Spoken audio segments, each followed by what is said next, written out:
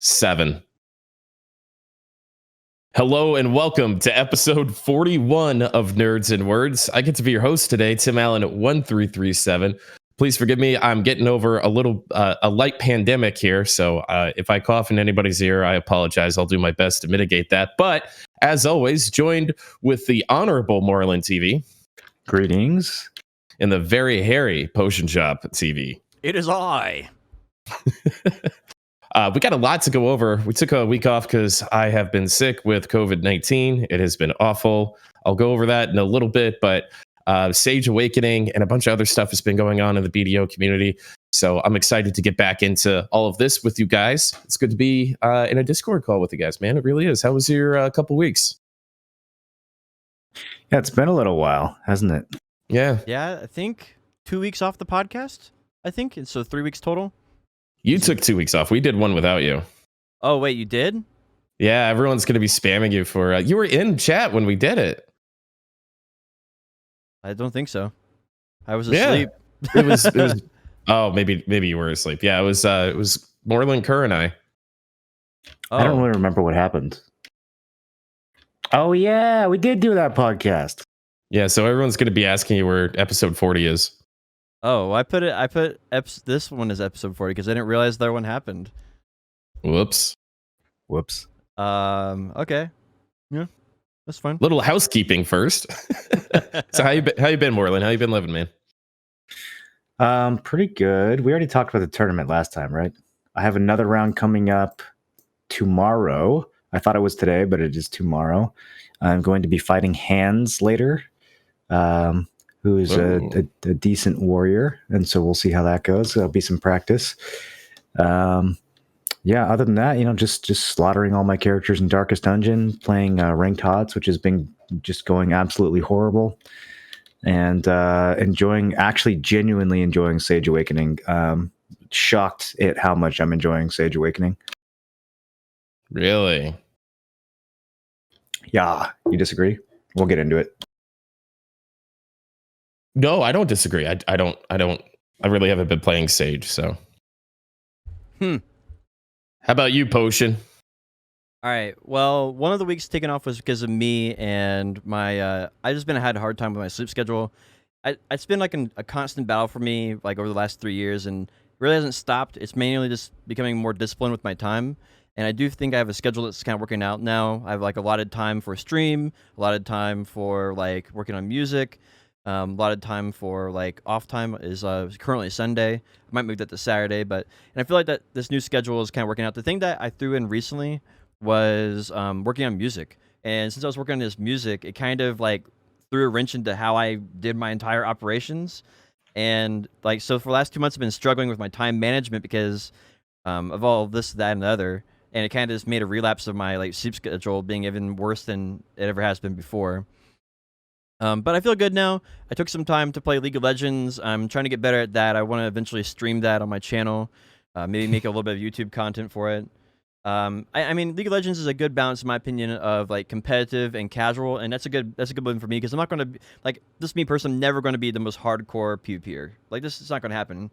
But I think League of Legends can be a good hybrid for that, maybe long term, as like when I'm not playing BDO, then I may be playing that. But I think that's really, really far off, and I'm not sure if that'll even ever happen, right? What position are you playing?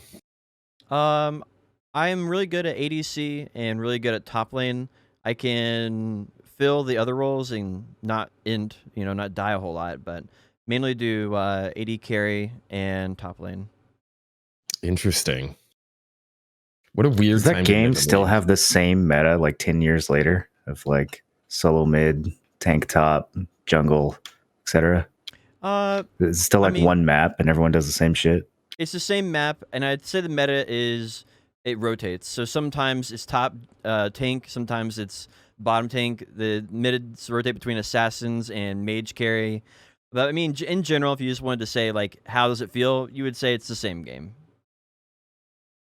God, it's crazy that game hasn't evolved at all. It's been so long. Still one map after all this time? They change up the jungle a lot, which gives it a really different feel. That's kind of like how you really make it feel different. Like playing, it is kind of the same 5 characters slot in the same 5 areas. But sometimes you'll have like Karthus in the jungle or something crazy, and that really actually shakes up the game quite a bit, even though it is the same map. I don't think the amount of maps really matter. I actually kind of dislike that about HOTS. Really? Yeah, I wish they just had one, like the 2 and 3 lane map thing. I really hate that. Like, I wish they would You're just do 3 absolutely lanes. crazy, son. I know, but I think that League players having one map after like 20 fucking years is that's just a perfect metaphor for the MOBA genre as a whole. People are just so like keen on the game being as hyper competitive and min-maxed as possible that they just refuse to allow any variations that actually make the game fun. Yeah, I mean, I do think that's true to some extent. Like the biggest change right now is they're like, ooh, they're updating the client, we're fixing some of the bugs. It's like that's the reason to get excited. Like, I don't know. Like, Games Office has been such a mess. I can't believe they get much of anything done. It's strange because the way they do things in like Riot Games, the way people who develop League of Legends, is they actually have like 20 people who will all be the same peon level. Like, they're like, none of them are the boss of each other, and so one of them has to like own us up and do the work, and then like the other 19 don't do anything a lot of times. Yes, group projects, my favorite part of college. Yeah, it's like that, but it's actual work environment, and it is absolutely terrible from what I've heard. I'm sure not all parts of Riot Games are like that, but I've heard a lot of parts are. Yeah, I think that's a wild game for you to get into, but I honestly wish you really good luck with that. Yeah, we'll see how it goes. You never know if it might work out, might not work out. It's kind of like a long-term plan, because if BDO sinks, I wanted to have another game that I can kind of put on my stream and play. I feel like BDO is like the really popular nightclub in town. Like, you go there because it's popular and it's like the cool place to hang out, but when you're there, you're like, I wish this place would fucking close and another one would open up.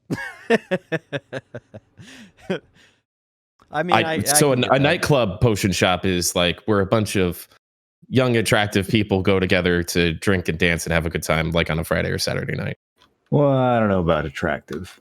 Yeah, attractive is debatable. And I have been to a few nightclubs. I know, I'm just pushing your buttons, getting it started early. So I got COVID a couple weeks ago. I thought I was just getting sick. My son brought it home from daycare, and then his mom was sick for a little bit. She's like, I think I have COVID, but she said that like 20 times. And then I got didn't know sick. You were married to Gilbert Gottfried. It was his granddaughter, actually. So they sound exactly the same. The family reunions are terrible, but also hilarious.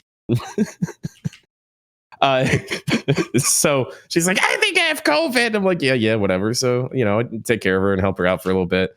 And then I start getting sick, and I'm like, fuck. I thought I got, stayed away, and I thought all that kind of stuff. Like 2 days later, I'm eating breakfast, and I'm like, I can't taste anything.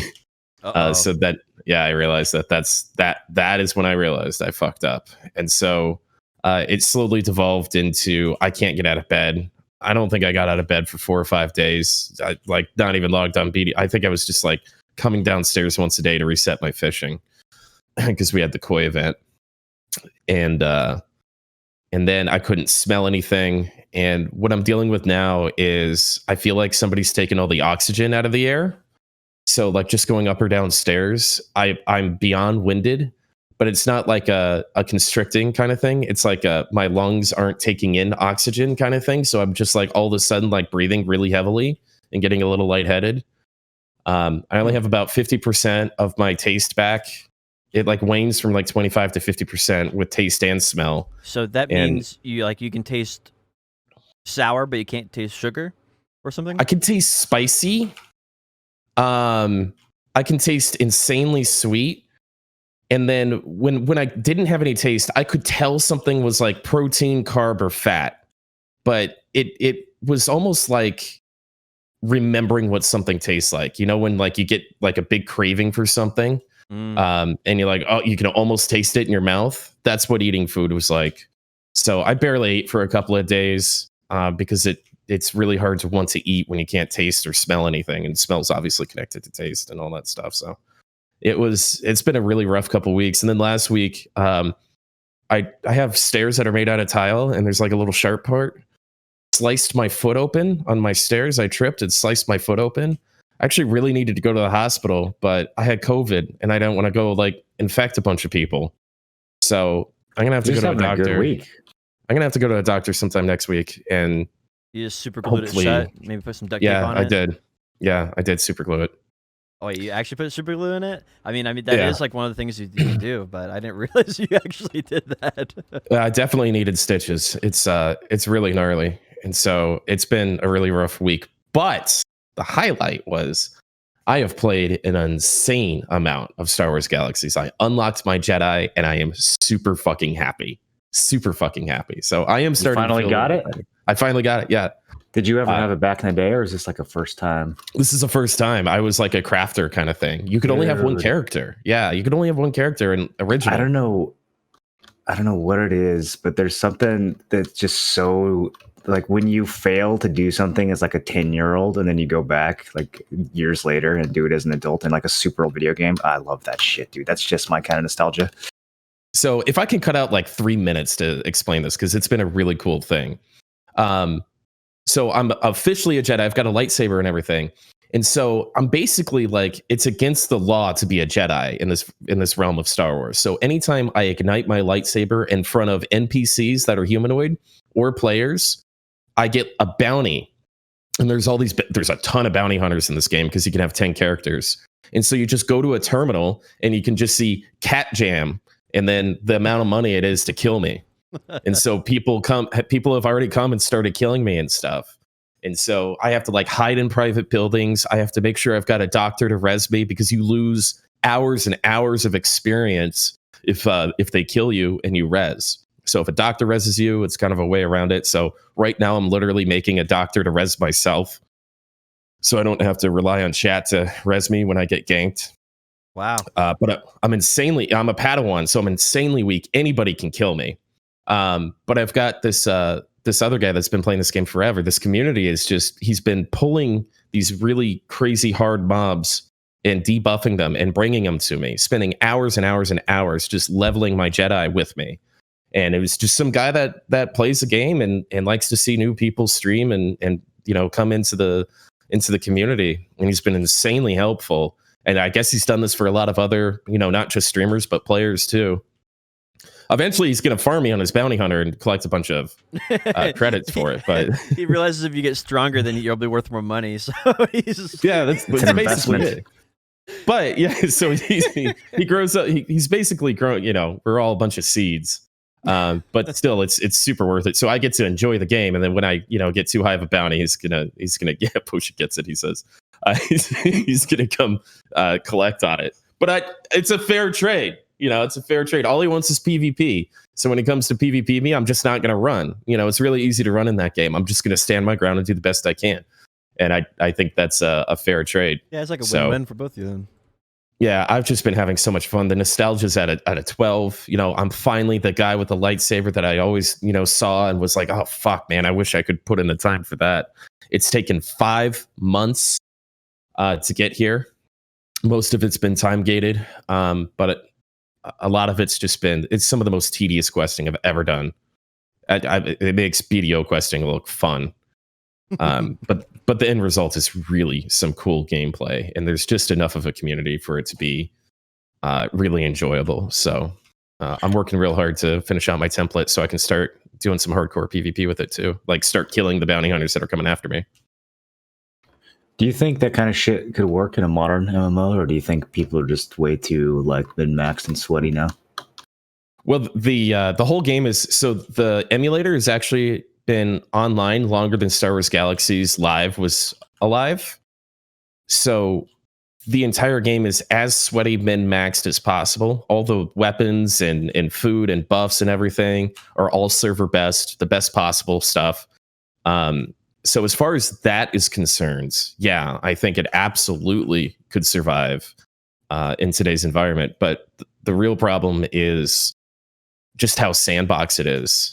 and like major companies, especially with like Star Wars, a major IP attached to it, just aren't going to make a game like this. So I don't think a game like this is ever really going to come out again. I think it was ahead of its time, and I think it's too late for a, kind of a successor to come. I mean, I haven't played it a whole lot, but I've watched Tim play it, and like the idea behind it, I think can exist in a modern MMO, but probably as like a side objective, like an optional thing that you don't have to do. So like the main characters, the main competitive and everything would be like, its own thing, and then as a side objective, you could go and make like a character that's a bounty hunter, or like a character gets hunted by bounty hunters. I can see that type of thing existing as like a side objective, but not as a primary objective. Well, that's what it is in Star Wars Galaxies, is you don't have to be a Jedi or a bounty hunter. And most people in the live version of the game weren't. Most people weren't, because you could only have one character per account. So you really had to, and there was 36 professions, and you can mix and match a couple of them, but you're basically doing PvE, resource gathering, or PvP. So, I think it's all about monetization. If we get back to the meta of like a box price monthly sub thing, and maybe it's $20 a month instead of $15, you'd be able to see, somebody put some money together for a passion project like that. And there's a surprising amount of people who really do still enjoy this game specifically, and this version of this game.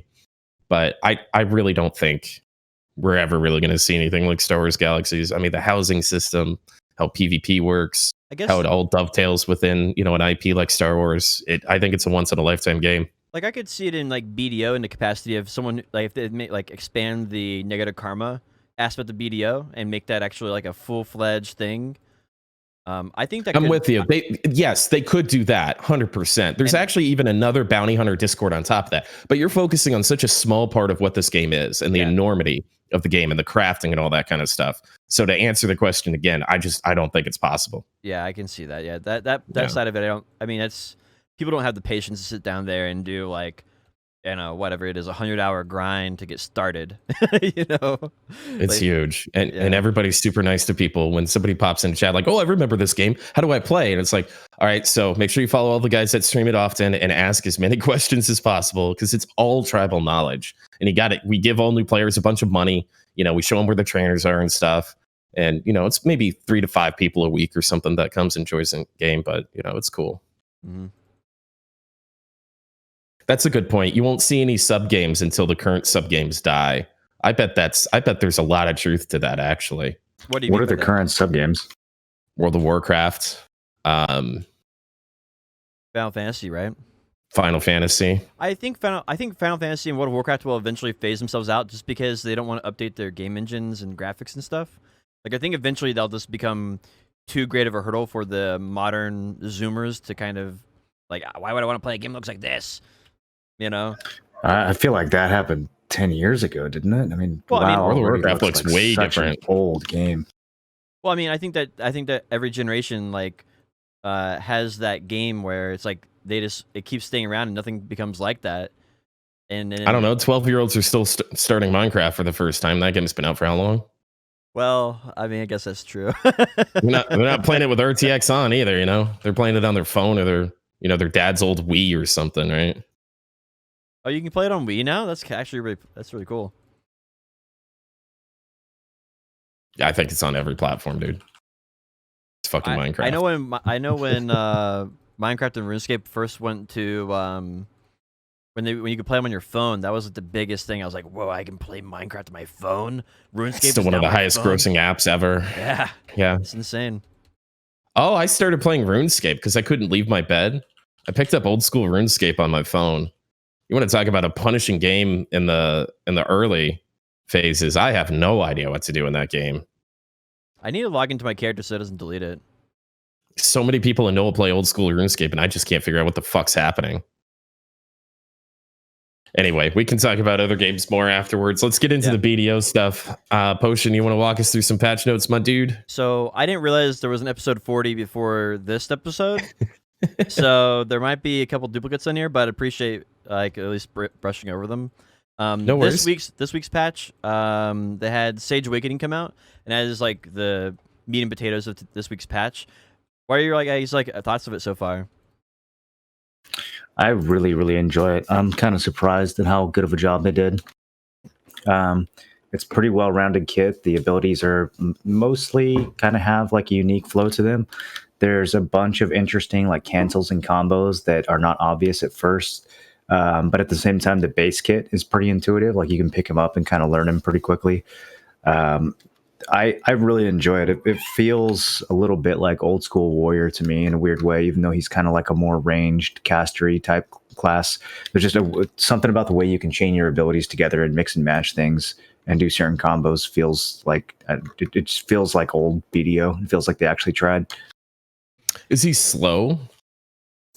He's not that slow. No, you have a few slow animations, but you can iframe out of most of them. There's different windows of time that you can iframe out of. So, for example, like shift left has a really long animation, but you can cancel out of the first part of it. So if you miss that first part of it, you're committed to the full animation and you're grab bait. But if you're in a situation and you start casting it and you think, oh, this is too dangerous, you can still get out of it. So it doesn't feel quite as vulnerable as Pre-Awakened Sage did, where it was like every time you cast a spell, you just felt so vulnerable. I feel like you can get out of things a little bit easier with his Awakening. And you can also just straight up animation cancel a lot of stuff too. Once you get the hang of it, there's a really cool rhythm to chaining his skills together. That feels a lot like an Awakened Warrior combo where you just shit out like 4 animations in less than a second and, send somebody flying and debuff them all at the same time. What kind of gear are you playing? What did you tag this? No, just Oasis weapons. So I have 278 AP and 348 TP. You do any RBF or anything with them? Yeah, RBF was all right. I felt like it melted pretty fast. I don't have a ton of health on him. And like I'm missing my 4-piece Hoom from my Awakening and stuff like that. So I'm definitely behind. I'm way behind in damage from using these weapons. But yeah, I got some kills. He's got a pretty decent ability to engage and disengage. He's got a good amount of protected movement and a good amount of unprotected movement. So it's kind of up to you how much risk you want to take. Okay. Yeah, it definitely takes some practice getting in and out of big engages, but he's got the potential to do it. So I was a little turned off. I like that Succession came out with it, but I was a little turned off from Nova and all these other classes that came out that I just really didn't enjoy. So I've been kind of staying away from it, and I've been. Hello, What's that kitty's name? Which one is this? I didn't mean to ask you such a hard question. This is Peach. They both. I can't tell unless I'm looking at their face. They both look the same from behind. Damn, that's a nice cat butt. What the fuck was I talking about? Oh yeah, Nova kind of turned me off. I don't know the new class and how often they come out. I really have a tough time like dedicating time to trying to do that. I'd rather just kind of keep getting better at my own class that I'm pretty dedicated to. So I enjoy watching other people do it, and I'm glad that this has turned out to be a good addition. Yeah, I guess Nova turned out to be a pretty good addition too, but it seems like that sometimes they're just like updating, like what do we call Nova? Awaken Nova, Better DK, stuff like that kind of sucks. We're just going to end up with like 30 classes and 10 of them are going to be dead, but I guess it still progresses the game. But I feel like you lose so much nuance when you swap classes all the time or lose muscle memory or something. I don't know if I'm really going to dive into new classes anymore. I think I'm just going to be an old crotchety guardian. That sounds like Gilbert Godfrey. Yeah, Sage Awakening is the first class that makes me like want to put in the time and learn it. I feel like the potential for the class to be fun and to be played in a way that's like unique or at a high ceiling is really there. When I tried playing, so like for Hashashin, I really liked playing the Succession, but then when I started playing the Awakening, I was like, holy shit, I'm really gonna have to like stop and figure out how all these abilities chain together. And I don't know, it seemed like a bigger undertaking. With Sage Awakening, right away, I started to see like, oh, okay, so I can use this skill and combo and this skill and chain this animation. I was like right away interested in, what was going to chain into what, how I could cancel, how I could we spent like 4 or 5 hours the other day just in Battle Arena trying out different combos. Oof. And it was a really interesting puzzle to solve. It didn't like feel tedious. It felt satisfying to like find a new way to chain skills together that was better than the previous one. That's interesting. Well, you play a lot of classes, right, Potion? What are you going to jump into Sage now that you're getting back into BDO and done with music and stuff? Well, I played Sage Awakening day 1, and I tagged it at 301 AP Awakening, and took it to Sakurai and was immensely disappointed. Yeah. The problem is that it's a class for a very niche community. It's like a ninja type class, like a sorcerer succession type class. A very, very high animation canceled and like that kind of nuance of gameplay. And I think the other thing that really turned me off is I tried only the awakening abilities, and it turns out your best damaging ability in PvE is actually your shift form from your absolute abilities. That's your best damaging ability. It's not your all your awakening abilities are weaker than your shift form in PvE. And that was really, really disappointing to me. And like that's just an immediate turnoff when my primary DPS is not from my awakening when I'm playing awakening. And then I think I had a bad spell of that at the beginning because I think I just picked all the bad abilities to try learning at the front. Forward F automatically rotates your camera 180 degrees, which is very disorienting, in my opinion. I love it. I love it. I think some people it's so like good. I think some people will like it, but for me, I would rather have like 3 charges to it, and then basically use the ability, turn the camera myself, and be able to reuse the ability myself. That way, I feel in control of my camera. And I think after playing it some more, I think that some people will enjoy that, and I think that's probably just a personal taste thing. I just don't enjoy. And I like it. If you PvP with it, you'll really like the fact that it turns your camera for you. It's basically auto aim, like it basically aimbots for you. It's actually kind of good. Yeah, I think I don't know the PvP side of it at all. The PvE side of it, also you have an Archon thing, and it doesn't scale with your AP and accuracy. I don't think. It didn't feel like it scaled with your AP and accuracy. It feels like it scales off its own. So you think that your pre-awakened skill does more PvE damage than any of your awakened skills? Yeah. And if like for DPS per second, it's the best damaging ability. The second best is your forward F, which rotates your camera by 180 degrees, and you cast it 3 times in a row. As long as you target an enemy, it'll cast it. And once you target and hit an enemy, it'll cast it up to 3 times in a row. And that's your second best damaging ability. And so like I originally thought it was a really garbage class in PvE, but once I learned about the form shift and how to tie that together with your forward W or forward F, I mean, for DPS. I think the DPS on it, I originally rated it like a really, really low tier, like A-, and I quickly moved that up to A after I learned a little bit more about the class, and now moved up to A-. A- is really low? Do you have a tier list for the skills? Not for the skills, no, just the class in general. I thought originally it was really bad though, and now I think it's really similar right now to. I think it's a little weaker than Sage Succession in PvE. Really similar to Sorceress Awakening. Really similar to what would be another class that'd be maybe DK Succession. So I think it's an okay place in PvE, but it's a nuanced class where if you're not the type of person who likes learning animation cancels over a long period of time, it's not going to be your cup of tea. Which I'm not a big fan of that. But if you do disagree. If you do like that, then it's going to be one of Here's those fun why I classes for you. disagree. So if you playing like Awakened Warrior can get exhausting after a while because the way you cancel animations, there's like pretty punishing windows where if you fuck up your input, then you fuck up your combo. With Sage's cancels, they did it pretty clean in terms of like ease of input. You can just queue up your next ability during your current one, and it kind of goes off as soon as it needs. Like you don't have to time it that well. I feel like the animation canceling on this guy is actually pretty relaxed and pretty smooth.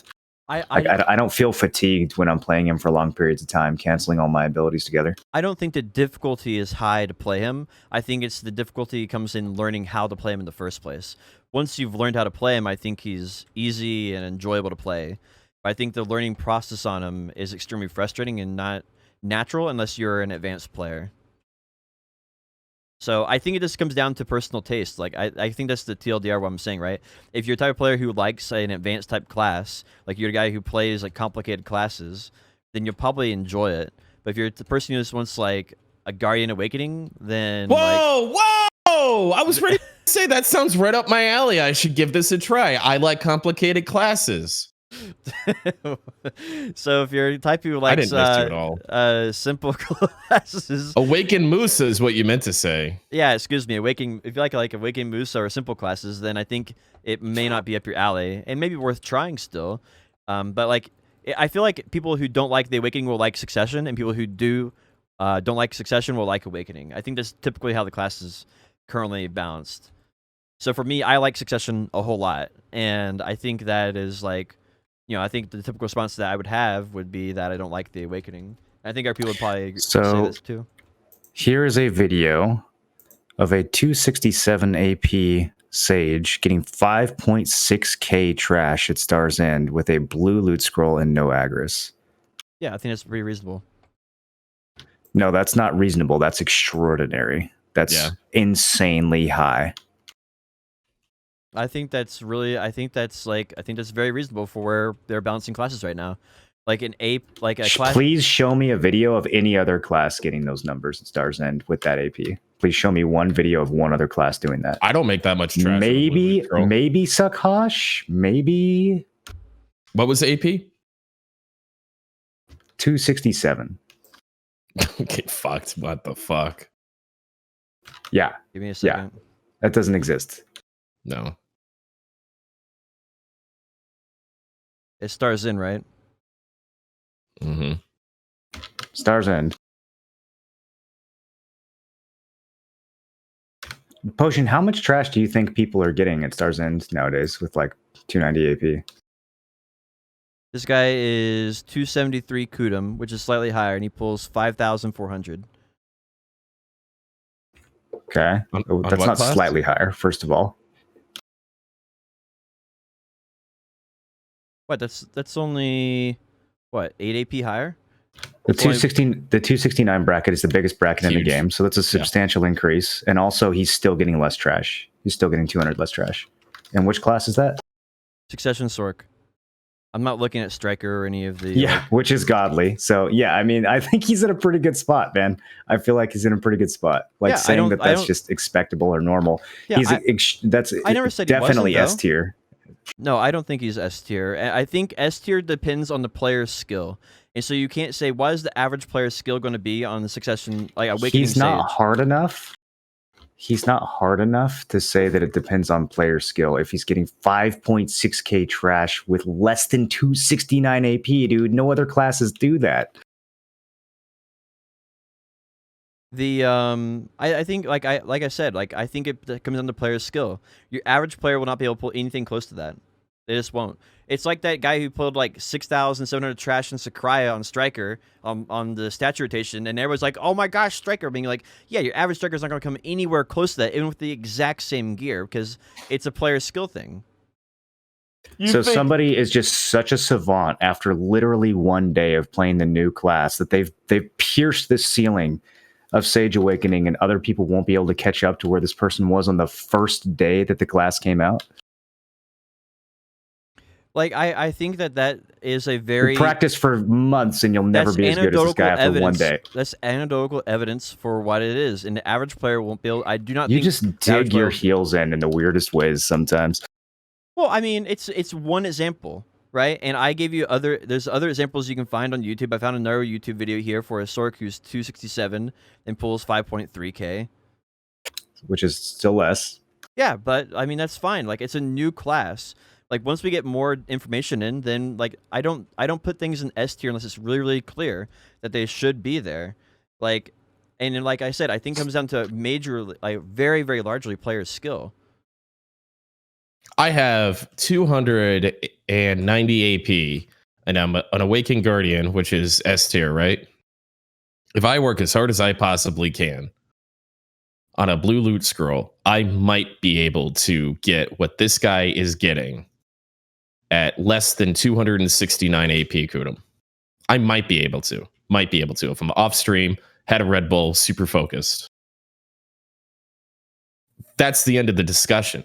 I mean, there's nothing anecdotal about it. It's literally measurable. That's what cracks me up about these conversations. And then don't even get me fucking started about 6,000 trash on Sakraya Suck Striker.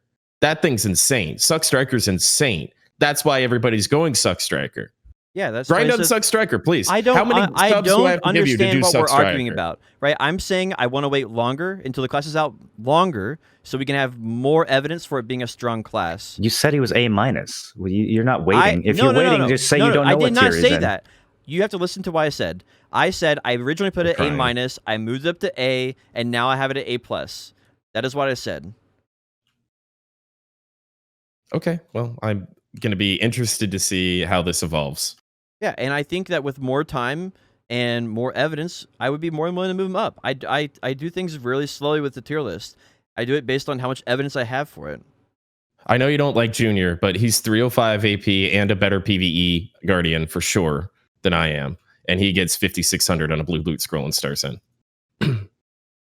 Yeah, but Just there's as a a big frame of difference because the high end cap for Guardian is lower with higher AP because she doesn't have as much mobility. So that's you're comparing like take Guardian there at 245 AP and then compare that to 245 AP on Sage Awakening. That would be a fair comparison. No, I don't think so because mobility matters in a class. So if you're rating Mobility Guardian matters at when S you're tier, over geared for a grind spot. Mobility does not matter when you're under geared for a grind spot. And so my tier list takes both into consideration.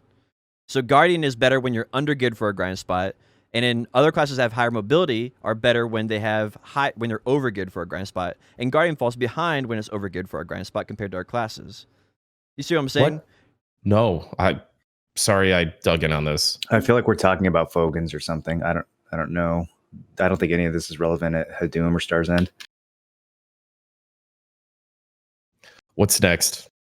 Well, I mean, what do you guys think that for Sage Awakening anyway? Like, what do you think they're going to need to change about the class? What do you think is already good about it? Doesn't need changing? What do you think they're going to do with it? Because obviously, Prohibitus wants to focus super hard on what Sage Awakening is and where they want it to be. Is it where it should be? Does it need buffs? Does it need nerfs? What do you guys think right now? I think the PvE damage needs some buffs. Get out of here. I don't know. It's funny because I've been hearing that a lot. I've been hearing everyone say that his PvE damage is really bad. So he might actually get buffed, in which case maybe I'll even start grinding on this guy. I was just going to use him as a tag for T1s.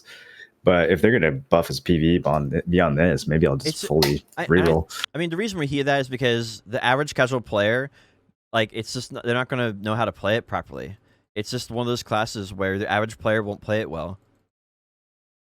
And that's I just don't think here's the thing though. I think he's pretty fucking easy to play. Like in terms of all the new classes that came out, I mean, he's definitely way easier than Hashashin, right? And like people seem to be pretty consistently doing well in that class. I think that's true if you're looking at if you're aware that animation cancels are a thing. If you're aware of that and you've played a class before that has those, but if you're playing a class that doesn't take advantage of animation cancels in any significant way. If it's like your third day playing the game, then maybe he's not the best, but I feel like that's a weird benchmark to use. Well, I mean, I think you are a if you had to take BDO players and say who is a professional player, like you would fall into the professional player category because you have so much experience in BDO. Now he's sucking up. Oh my God. But I mean, like... Yeah, but just because I have a lot of experience playing the game doesn't mean I can't assess when a class is difficult or not. This is clearly one of the easier kits. I would say his Succession was actually more complicated than his Awakening. His Awakening is really pretty straightforward once you play around with it. That's one of the things I liked about it is how quickly you could pick it up, but also how much depth there was once you practiced to it and how many things you could discover about it. But none of it was particularly complicated. You don't have to time any of his cancels. You literally just hold one input down after the other. You don't accidentally input the wrong skill. You don't miss certain windows. You don't need 200 FPS. Like it's really quite smooth and easy for anyone to pick up who, isn't like brand new to the game. I mean, I guess we're just going to have to agree to disagree on this because I don't agree with that take, and I think that's fine, I guess. How many hours do you have on the class so far? I played him for 25 minutes and hated the absolute shit out of him, and then people told me to go play him again, and so I've put in since then maybe 3 or 4 hours since then in PvE, and like learned his combos a little better. So, I mean, his damage is absolutely ludicrous. I mean, that is no doubt. Like taking him and I put waste weapons on him compared to all the other classes that I've been playing with Oasis weapons, and his damage, like either his shift form, his absolute, or his forward F can using the ability can one shot the Varus. And there's no other class in BDO that really has one ability that can one shot Varus at Miramok with my current gear that I have on him with Oasis weapons, that is. So it's a really strong indicator of how strong he is. That he has 2 abilities that do that, and most classes don't have even one. Sucklon has like 5 skills that can do that, right? Maybe I haven't played it enough. Yeah, actually, I think everybody's going to agree that you have not spent enough time on that class to even come close to being as strong on the takes that you have. Well, I think that if you're looking at like mastery of class and what is physically possible to pull out at high-end trash spots and stuff, like, no. But like, I'm just judging it based on its AP scaling of its abilities compared to other classes' AP scaling, which is really easy because all I have to do is go hit the monsters 1 time with the ability, maybe 2, and like, long as accuracy is not a big factor in it, which it's not, then you can tell really easy. Like, recently they just buffed April 7th Musa's Crust Crusher into Foul Play, and if you do both those abilities with my current gear, it doesn't kill Varus. It does like 80 to 90% of their health. And it takes way longer to cast the same ability. And none of the other abilities, all the other abilities do like 40% of the health to the monsters. And you compare it to Sage, where all of his abilities do like 50%, or they just one-shot the enemy with the ability. And I think that just shows the AP scaling is so much higher on those abilities. And you can do the same thing with like, I've played in the last 3 days about 15 different classes trying to test out my my tier list in PvE. So it's been an absolute like it has been a nightmare. I think 15 hours of testing if I put into it. This on every class, just going around. I actually gave Vlon a proper rating. I actually played it and tested it, gave it a proper rating on my tier list finally, or Maywa. I mean. Oh, I was gonna say you've got a weird relationship with Lon. Okay, good. I moved. So where did I'll bite? Where did Maywa land? Maywa is like a B+. Like, she has good damage when her cooldowns are up, and they're really comparable to like the abilities on Ninja Succession. But the downside is she runs out of abilities because she only has 3 good damaging abilities. And so she runs out of abilities, and then she's just kind of stuck. Where Ninja has like 7 different abilities you can rotate, 7 to 8 different damaging abilities. What 3 are they? It's your shift right click, your shift F, and it's your forward right click. Those are the 3. I don't know what the names are. Are you New Year's Eve spamming? Sticky Snowflake into Moonlight or whatever that is? No, when you hit spacebar all the time.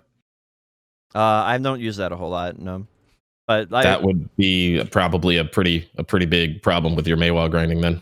Yeah, and like, I'm just judging AP scaling on it. I don't have the time to learn to play the class 100% properly at high end grind spots. Moonrise is something that you can use when you're out of cooldowns that still has really good damage to it as well. Like, basically I have like a couple different stages of how to rate a class. If I don't play a class at all, I just take people's opinions, I look up videos on YouTube, and I kind of give it the best educated guess I can. For classes I have played but I'm not a master of, then I basically just do like AP scaling and compare that to other classes' AP scaling. And then for classes I've leveled to 62, I actually play them properly and do different combos with them to actually adjust, see how they compare to other classes. Like DK Awakening now is actually better than Ninja Succession and PvE, unless you are like literally like maxing out your APMs and you've put like 1,000 hours in on your Ninja and you really know everything about it. Then they're probably about equal. Well, I think the Sage thing is more relevant. If just some friendly advice. I think you should spend some more time with Sage and see how that pans out. I'd like to hear how that goes. Maybe take it to Star's End or whatever, since we had that conversation.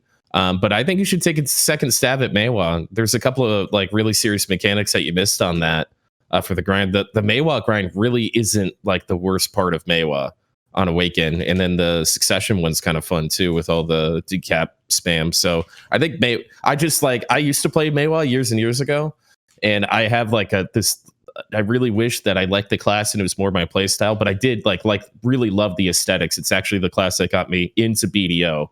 So, if I can throw up a little flag for my my Maywa homies. Yeah. Well, I moved it from C to B+. So once you spend some time with it, though, it's actually pretty enjoyable. I do think it's a fun even class though it's to a play. dead class. I do think it's actually more fun to play than Musa Awakening, honestly. I think it's actually a little bit yeah. more fun. Yeah, back in the 2016, 2017, 2018, Musa was better in every way, shape, and form. And then once like the average AP got like to the 260 arena, Maywa all of a sudden started kind of fucking pretty hard. Yeah, I think she also just has better like overall like combat mobility, like rotating behind for back attacks and like getting where she needs to be. Yeah, sleet steps is a huge thing too in the Musa versus Maywa thing. Anyway, so let's get back on track here. Yeah. So anyway, I guess rounding out with Sage Awakening, I kind of hope they do something about the Shift E. The Shift E I find maybe a little hard to control, and that might just be user error on my part. But I find that a little awkward. It's sort of like you're supposed to be like dashing forward and hitting enemies while you dash, but I always feel like I come out at the end at a random location that I didn't predict. And it's like Wolf's Frenzy. You ever use that? No, I don't think so. That's on Mystic or Striker or something? Both. Yeah, and then Guardian kind of has a similar skill too, right? Is that the Shift F on Awakening? I'm pre-awaken. On pre-awakening? I find it a little. You teleport to your target. I mean, I think it's supposed to be a little erratic, right? You teleport to your target and you bounce around. I think you're supposed to be kind of unpredictable when you do it. If your opponent can predict where you end up and out of that skill, then you're just gonna get grabbed out of it, right? Because you can't like cancel it. I guess so. If you've played a class that's had that mechanic, that skill, it's really easy to counter. But if you've never used it, it's pretty hard to know what the fuck's going on. Is there a way that I can like predict how to use that Shift E, like and like roughly know where I'm going to end up at? Just experience time. Okay. I could spend an hour explaining it so you could spend 30 minutes using it. Kind of thing. You know? I'll probably play with it some more. Like I don't plan on giving up on Sage Awakening. I definitely know it's not my type of class. Like Sage Succession is definitely where I really enjoy a lot more. But I definitely think it probably deserves a few more hours. I don't envy you doing this whole PvE class thing, man. I'm leveling my ninja up some more. Everybody keeps telling me how I'm playing ninja wrong and that ninja isn't a bad class. And I'm telling you, bro, like I've tried every single combo they tell me, and all of them do bad damage. You look for mountains to die on now. You're like, you, good God. You can't. Man, I'm gonna make a streamer tier list like everybody else. I think that's the only tier list I'd ever really consider. A streamer tier list. Yeah, just put everybody below you, and then put a bunch of Keck W's all over it. You need to have a tier list based on how much toxicity the streamer gets. That would be a good tier list.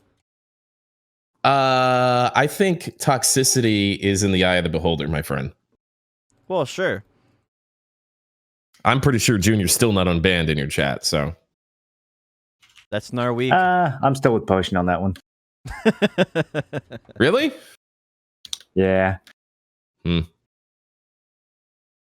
I mean, I like the way I kind of approach my chat is if you have someone who's producing 80% of your problems, like, and only like it's just time to get rid of them.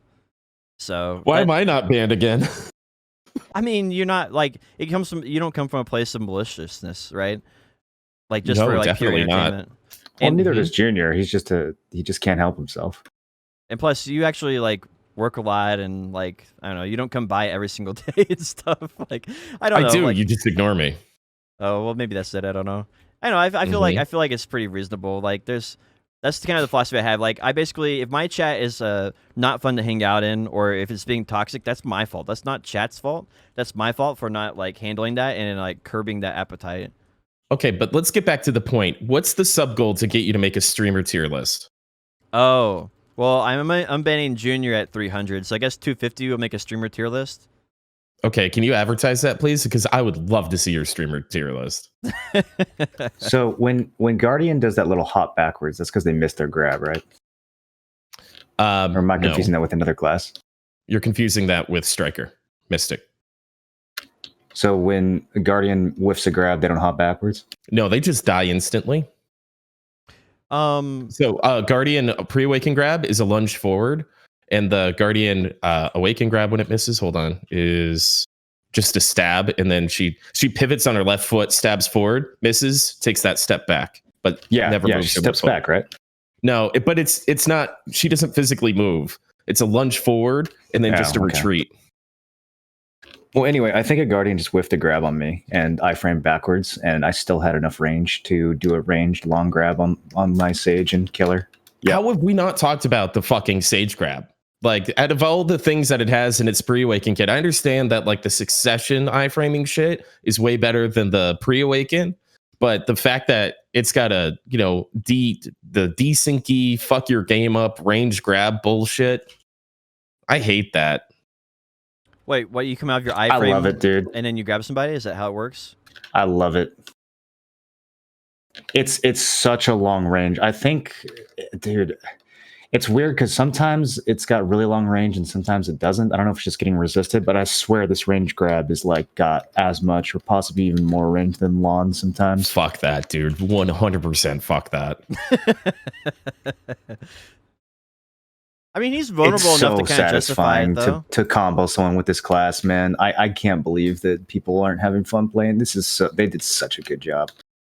I think I think you value the PvP side really highly, don't you? Though, like how effective. Yeah, that's pretty much all I've been doing.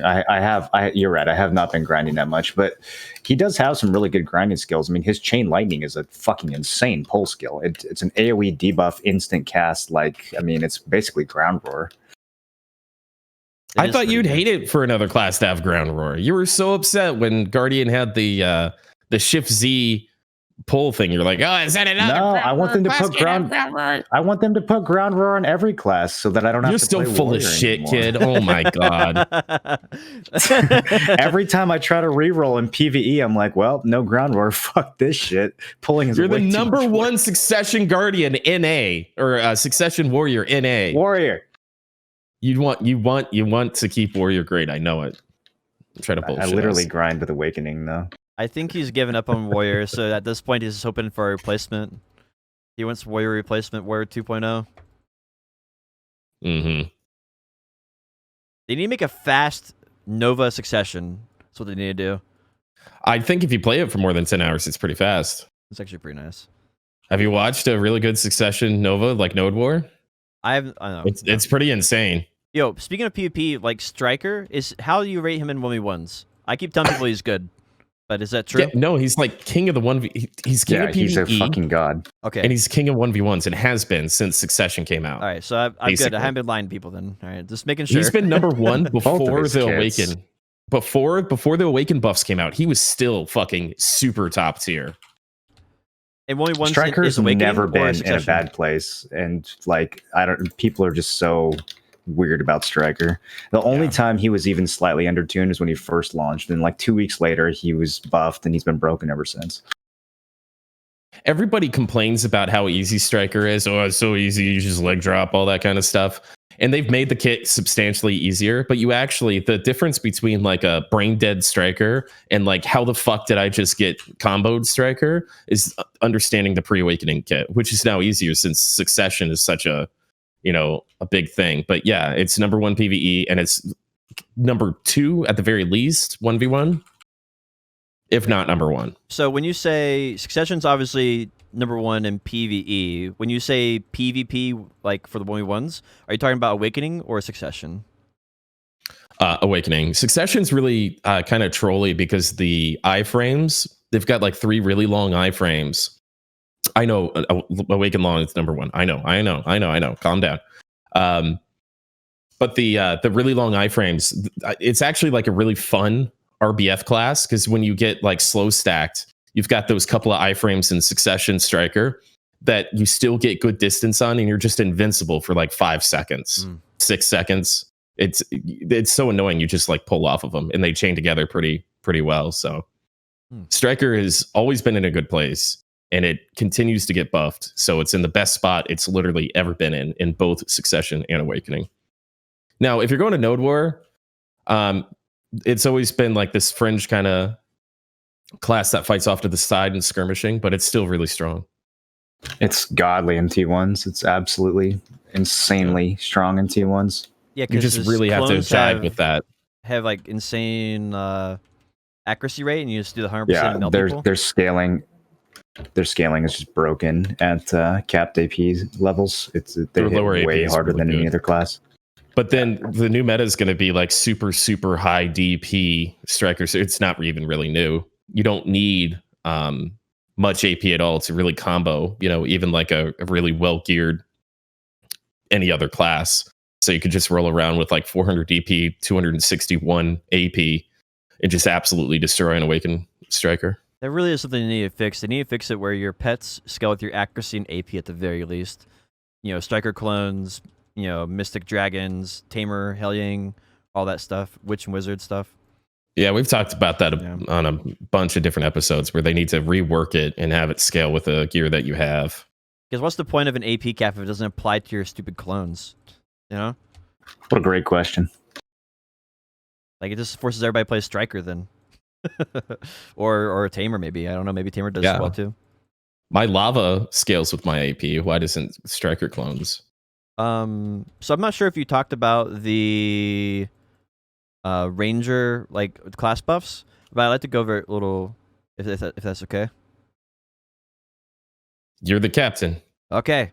Well, they buffed Ranger Awakening, Musa Awakening, Musa Succession, Tamer Succession, Awakening Kuno, Succession Mystic, Awakening Dark Knight, and Succession Dark Knight. Which one of them stuck out to you the most as like a big change that really changed? Was this from last week? This is from April 7th. So you might have talked about this with Kerr, possibly.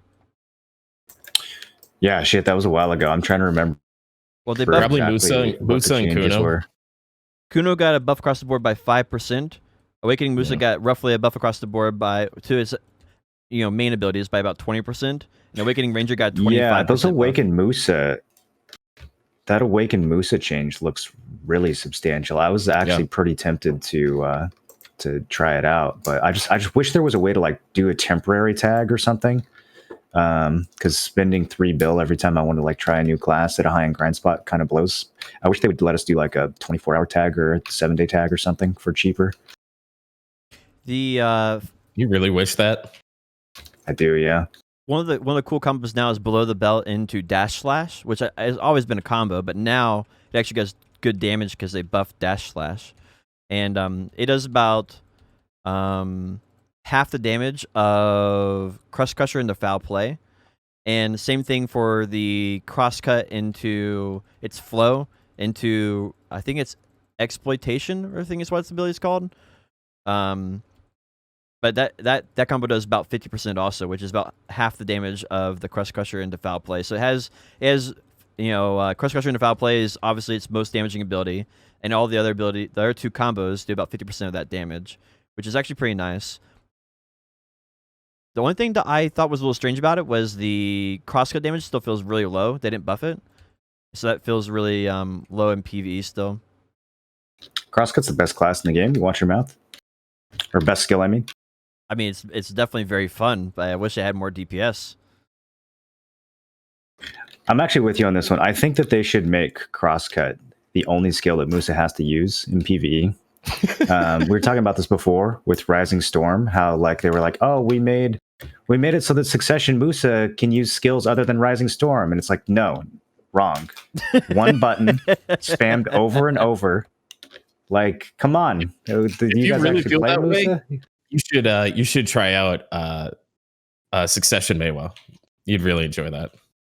What ability do you spam on Succession Maywa? Pedal drill or something? Decap. Oh, is that the one that like throws your character backwards? It's the ult. It's the slash forward that takes like 2 years.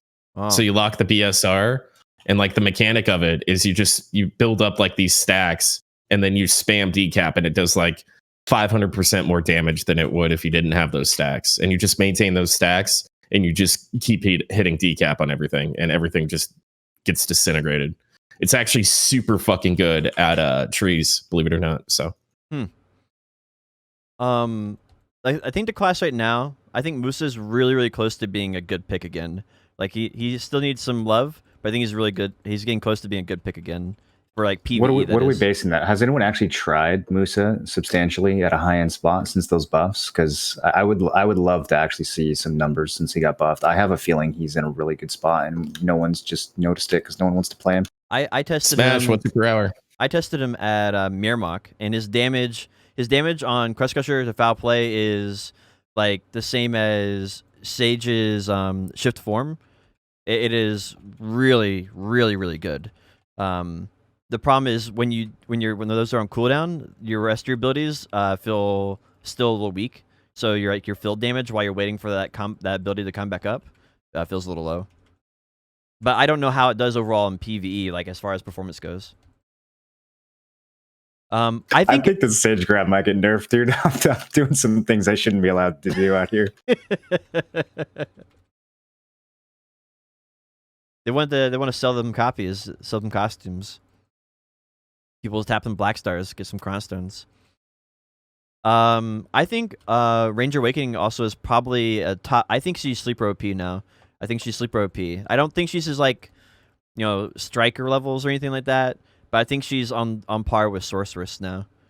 Who is? So? What class? Ranger Awakening. I think a good Ranger Awakening, someone who knows how to play it properly, I think it's on par with Sorceress now.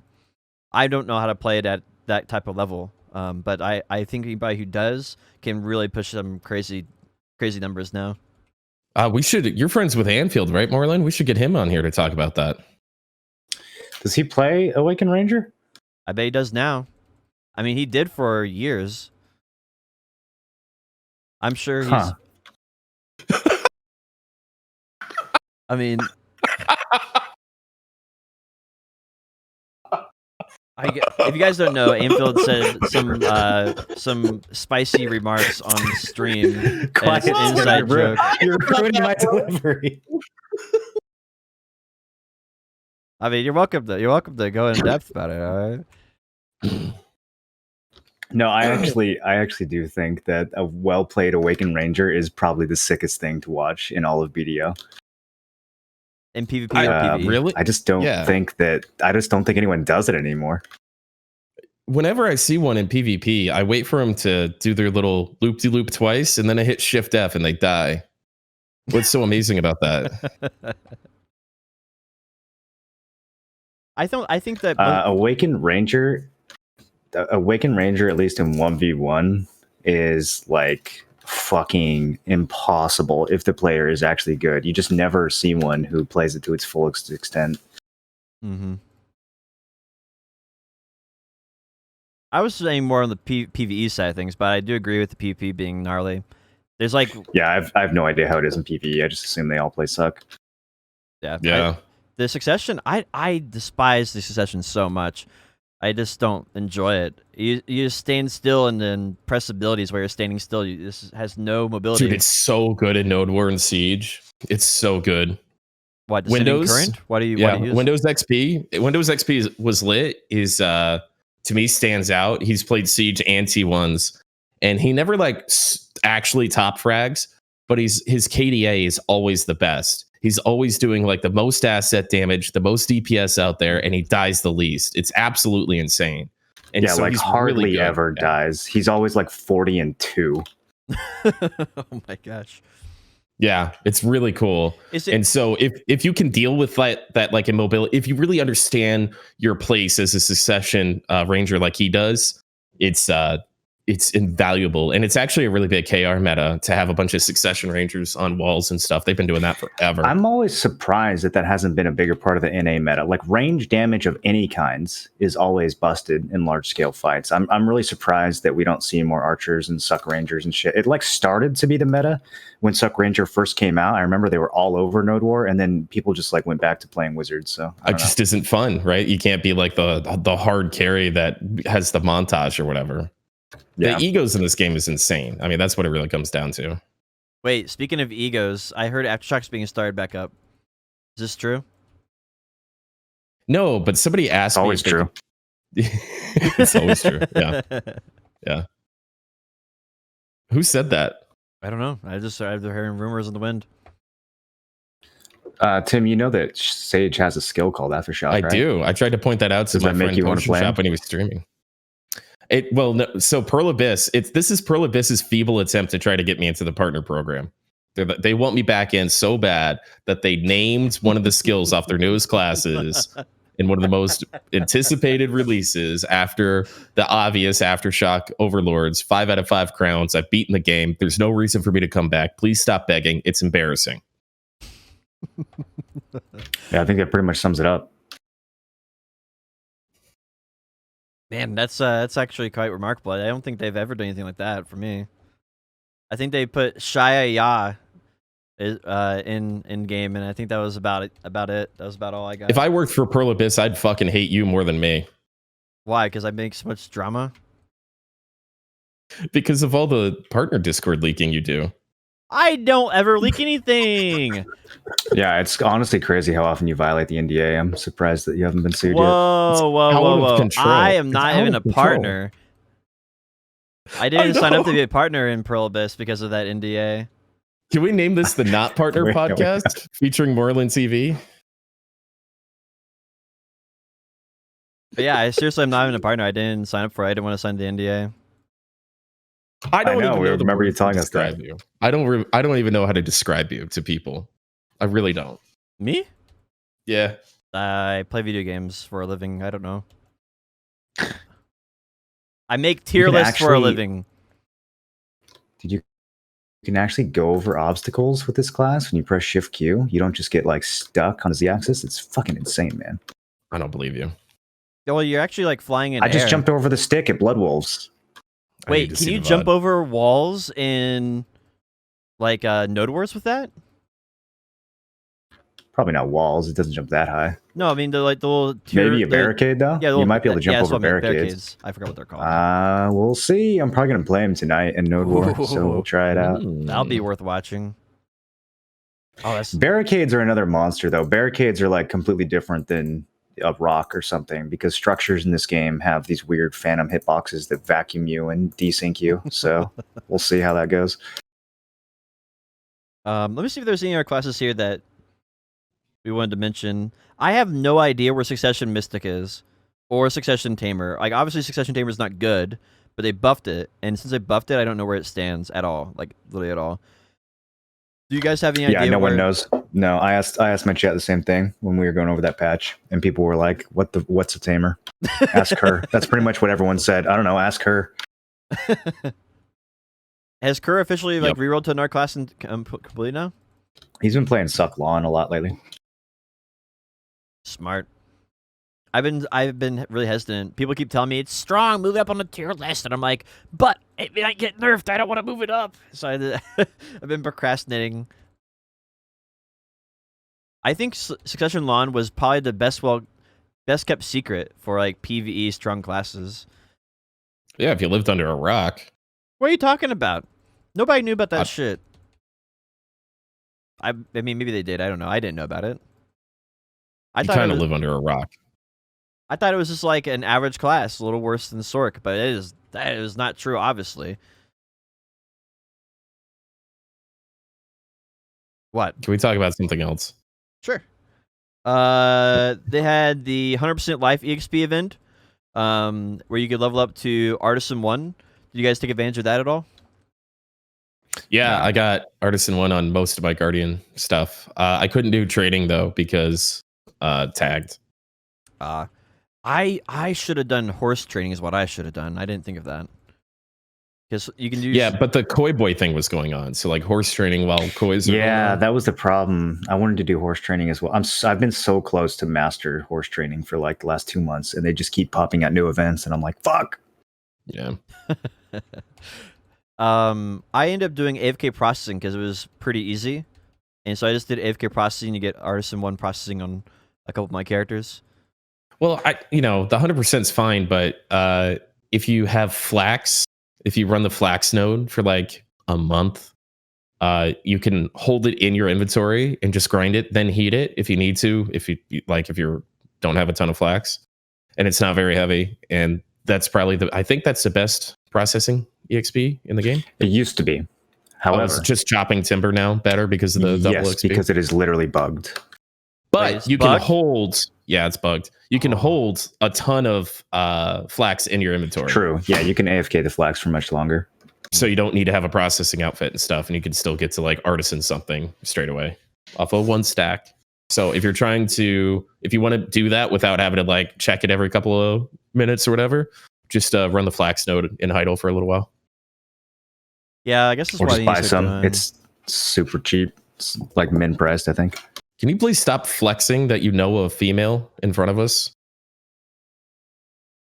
What all she does is just bring me refills while I'm in the middle of the podcast. It's not that big of a deal. Whoa! She's been working so hard this entire time. She's been going back and forth and left and right. I saw her pick up a cup. Put respect on that woman. Yeah. She cleans up after me, cooks me food. What? Hi, Pixie.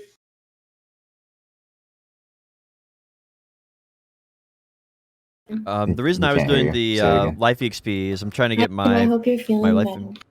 Thank you, Pixie. I am. Thank you. I'm talking to a female potion. Shut up. Excuse me, my bad. Yeah. Okay, go ahead. Okay. She keeps talking to the microphone when I don't have push to talk pressed down. So Wow, you're so funny. So full of personality. The thanks. I've been pushing the life fame is what I was trying to get the processing up, and I think I'm probably going to take that flax idea and just keep on doing that. Get all my characters up to like artisan for the free life fame.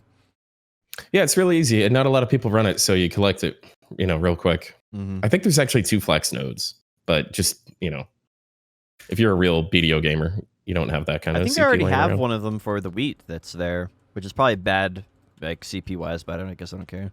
No, the wheat is actually pretty good CP wise. The flax is kind of meh. If you already have the wheat, the flax isn't worth it though. I mean, if you're gonna process one it, I CP. guess it's okay. But none of the nodes are that exciting anymore. But yeah, I mean, wheat sells pretty well. Flax kind of doesn't sell at all. So you have to be processing it if you want the node to be worthwhile. I turned it off years ago, and I have enough left over for the life fame stuff, so I just roll that every once in a while. I think I've got 60,000 left or something. For people who don't know, I'm trying to get life fame at least for the extra VT you get in the marketplace. For people who aren't aware of that, so you can So get crazy. It's 2,000 VT. It's really nice. So I'm getting close. I'm currently at 9,525 for my family fame. So I only need to get 400 and some change. So the timber has been bugged for well over a year. You get double EXP basically because of the plywood procs. So when you get a plywood proc, it counts as like doing it twice or something to that effect. With mass processing only, or just what? Or is it with regular processing also? I'd assume it's with regular as well. Hmm. I don't know who would be regular processing in 2021 though. So how long does a bug stay in the game until it's no longer a bug and it's just an additional feature at that point? Until I get to Guru 50, hopefully. Because, like, I mean, maybe it's not in the spirit of the game, right? We could all get banned for this processing some logs. That's okay. I'll just join Snake. So Global Lab had some cool updates. I think the big one that everybody's talking about right now is there's a new Nover costume. How do you say it? Anyway, they have a new costume that's coming out for Nuver. And it's going to be something that you have to go to the world boss to collect items, and you can also have to buy items to create it. I think it's something around, like, I heard someone throwing around a number like it's like 30 billion to craft it, along with doing a whole bunch of Nuvers. What do you guys think about them doing another one of these costumes, like the lung costume? People love their costumes. Yeah, I think it's good to have other like high-end non-pearl costumes for people to work towards. This one seems, I don't know. I don't personally really see the appeal of it. It kind of just looks like ugly Black Star with kind of a cool helmet. I think they did a much better job with Laura Zeka, but maybe that's just me. You get a title with that too, right? I think so. Yeah. That's so cool. That's the trifecta right there. Even though If it's a only two. colored title, that would be worth it. Like make it like a fiery orange or something like that. Is the partner title colored? I don't know. We get a title? Oh, was that only Xbox? You get Well, a title, don't you? I don't know. I think there's you get 3 titles. You get one that's like You get a title on Xbox? Xbox got a colored title, yeah. I think you get 3. You get one title for What? like being online, and you get one for being offline, and you get one for just being a partner. I think you get 3 titles total for it. What? So like you can basically have a title, and it'll let people know that you're online. It'll be like green or something, and like let people know that you're online or like live Oh, streaming. like live? Yeah.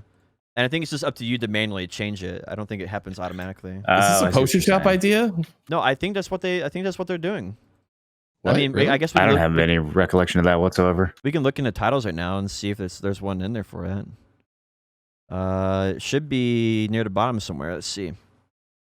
Yeah, that's where they belong. Fuck partners. Bro, they have a King of the Sea and Born of the Sea, Legend of the Sea. Those are actually pretty good titles. How do you get those? Yeah, you like water? Some of these titles are actually like really cool. They have one in here called GM Acquaintance, GM Friend, Event Lover, Event Maniac, Meta GM. There's one in here called Hall of Famer. Maybe they're gonna have a Hall of Fame they're gonna add. That sounds kind of cool. Hall of Fame title is for wasn't that for winning Siege in a specific week? Oh, where they had the event for it or something? Yeah, it was like 3 weeks. Yeah, you had to win it like right before the server transfers, right? Oh. No, that was King of Calpheon. That was King of the Territories. Wait, what was Hall of Famer? I remember there was some salt because we got that title, and then other guilds were mad that we We had did it. not get it. I don't we were the remember. ones salty because I didn't have enough political capital to grab the title, but I traded it in for us to be on Castle for 2 weeks. So the titles I found in here are streamer and popular streamer and on air. I don't see any of the other ones in There's here. a popular streamer title. Yeah, so I wonder how many you have How much would you have to hate yourself to have that be your title? to get. I would probably do it when they had some big Prohibus event. Just be like, look, I'm a popular streamer. Tell us you can't break 10 concurrent viewers without saying it. That title. Yo, I wonder.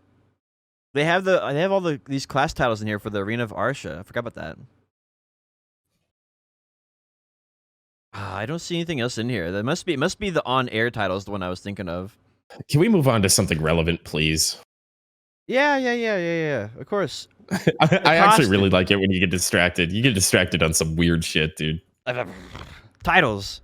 The What was Neuver costume gives you a title if you get it, apparently. And it's about 30 billion to craft. It looks really cool. The costume itself looks incredible, in my opinion. Well, Moreland just said it looked like ugly Black Star. So which one is it? Well, I mean, it's personal preference, right? Some people will think it's awesome. Some people will think it's garbage. No, it's ugly. The helmet's the only cool piece. Objectively Aesthetics is a study. It's a biological thing. It's not objective. It's not subjective at all. It's objective. It's objectively ugly. Correct. I think that I will say that I think they did a better job with the male version than the female version. Oh, here we go. Oh my god, dude. But they did make the mistake of making a boob opening for the Neuver costume, like they did for the. No, that was a real problem with Laura Zeka. The female version was so much uglier than the male version. It really was. Didn't they rework it? They did, yeah. They allowed you to wear the male one on females. There's two versions, right, for female. You can choose. Bad. You can choose which one you want for the female. You can choose either one. You can choose the cosplay version or the real. Yeah, you can choose the boob or not. That's kind of interesting. I do think this one, it looks like what they did is they just took the male version and they shrunk it down to fit the female structure, right? And it feels like all they really did to it. It doesn't feel like they did any customizations to make it where it looks more feminine in any way. They shrunk it down to fit on my Guardian. That's gonna be fucking wild. Well, they might have increased the size to fit on Guardian. She's a big girl. Take it back. She's definitely strong, right? I want to fuck with her. There you go. That's better. You got bit. The guild node. They actually added a really cool function here. This is a guild node policy setting. to Global Lab. And I don't know if you guys have read through this. I don't think I'm a high enough IQ to perfectly understand this, to be honest. But it seems like to me that if you own a node, you'll be able to buy influence points for it. Like, so you could get like EXP bonus for the grind spots in the territory node that you control. So let's say you got Sausins, you could choose between loot bonus God or damn EXP it! bonus, or or like whatever. There's like several different options, and you can choose to level it up. And so the example that they gave, I don't think this is very huge right now. They give an example of like you could invest into Aukman node and have level 1 Aukman node and get 1% drop rate bonus, which is very insignificant. So hopefully they increase that. Or if you could level it up to level 8 and you get 8% drop rate bonus increase. And I think the idea behind this is what's important, not necessarily the balance of this, because the balance does not seem right with their example at all, because who cares about 8% drop rate? But I do think it's really cool that you're, as a guild and you control a node, you can choose what you want to invest in. And I think everybody in the area gets to vote on the nearby grind spots. I'm sorry. So for those people who have grinded Hadoom before and understand like how much money is attached to drop rate in the Hadoom, grind spots, it's actually, take all the drop rate you could possibly get. And then if you consider the comma blessing, the ecology buff, the OTP or whatever that is, and all that stuff, all the stuff adds up and makes the higher end grind spots way better. And then what if that 8% got you a disto earring drop? This stuff adds up. It matters. And it makes weird places, now that we have Hadoom, it makes weird places matter more too. I really like this. It's not game breaking, but it's something. It's not a territory, but it's something. And it gives incentive to like go back and win that node and have big fights on these nodes. Like the T1 Friday night fight night happens on 2 different nodes. What if we shift it to a different night because you could win on this node and it's got a good drop rate for this place? It's interesting. It's enough to matter, but not enough to break something. Mm-hmm. I'm kind of curious how what kind of choices people are going to be given, right? Why are different? Like they said here, one of the examples would be like increase horse EXP, increase life experience value from the monsters in the area, increase combat EXP. So I think there could be life skilling guilds that could go out and be like, hey, we want to capture the Caltheon node near Deer and give it more life EXP or something, or gather, for maybe gathering wild herbs. So it's actually nodes. It's not just like siege. It says occupation war and base war. So I think this is just general nodes, and if you own a node, you get a vote. That's great. So I think this is going to be really cool because you could own 10 nodes potentially in the area and then vote to buff one particular feature, or someone else can come in and say, we don't like that. We want to do something different. We want to do life skill stuff instead because they have a life skill event going on. And like there could be like the events can actually encourage people to play Node Wars differently.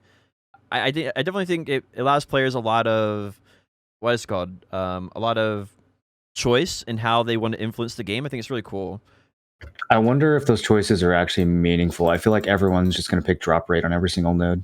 Well, I think the difference here would be like life EXP. Like say they had 100% life percent EXP going on, and then you're like, well, let's go ahead and make everything life EXP, and someone else wants to do combat EXP. Then you have tension between two different people. Just no way any serious guild would choose either life XP or combat XP over drop rate.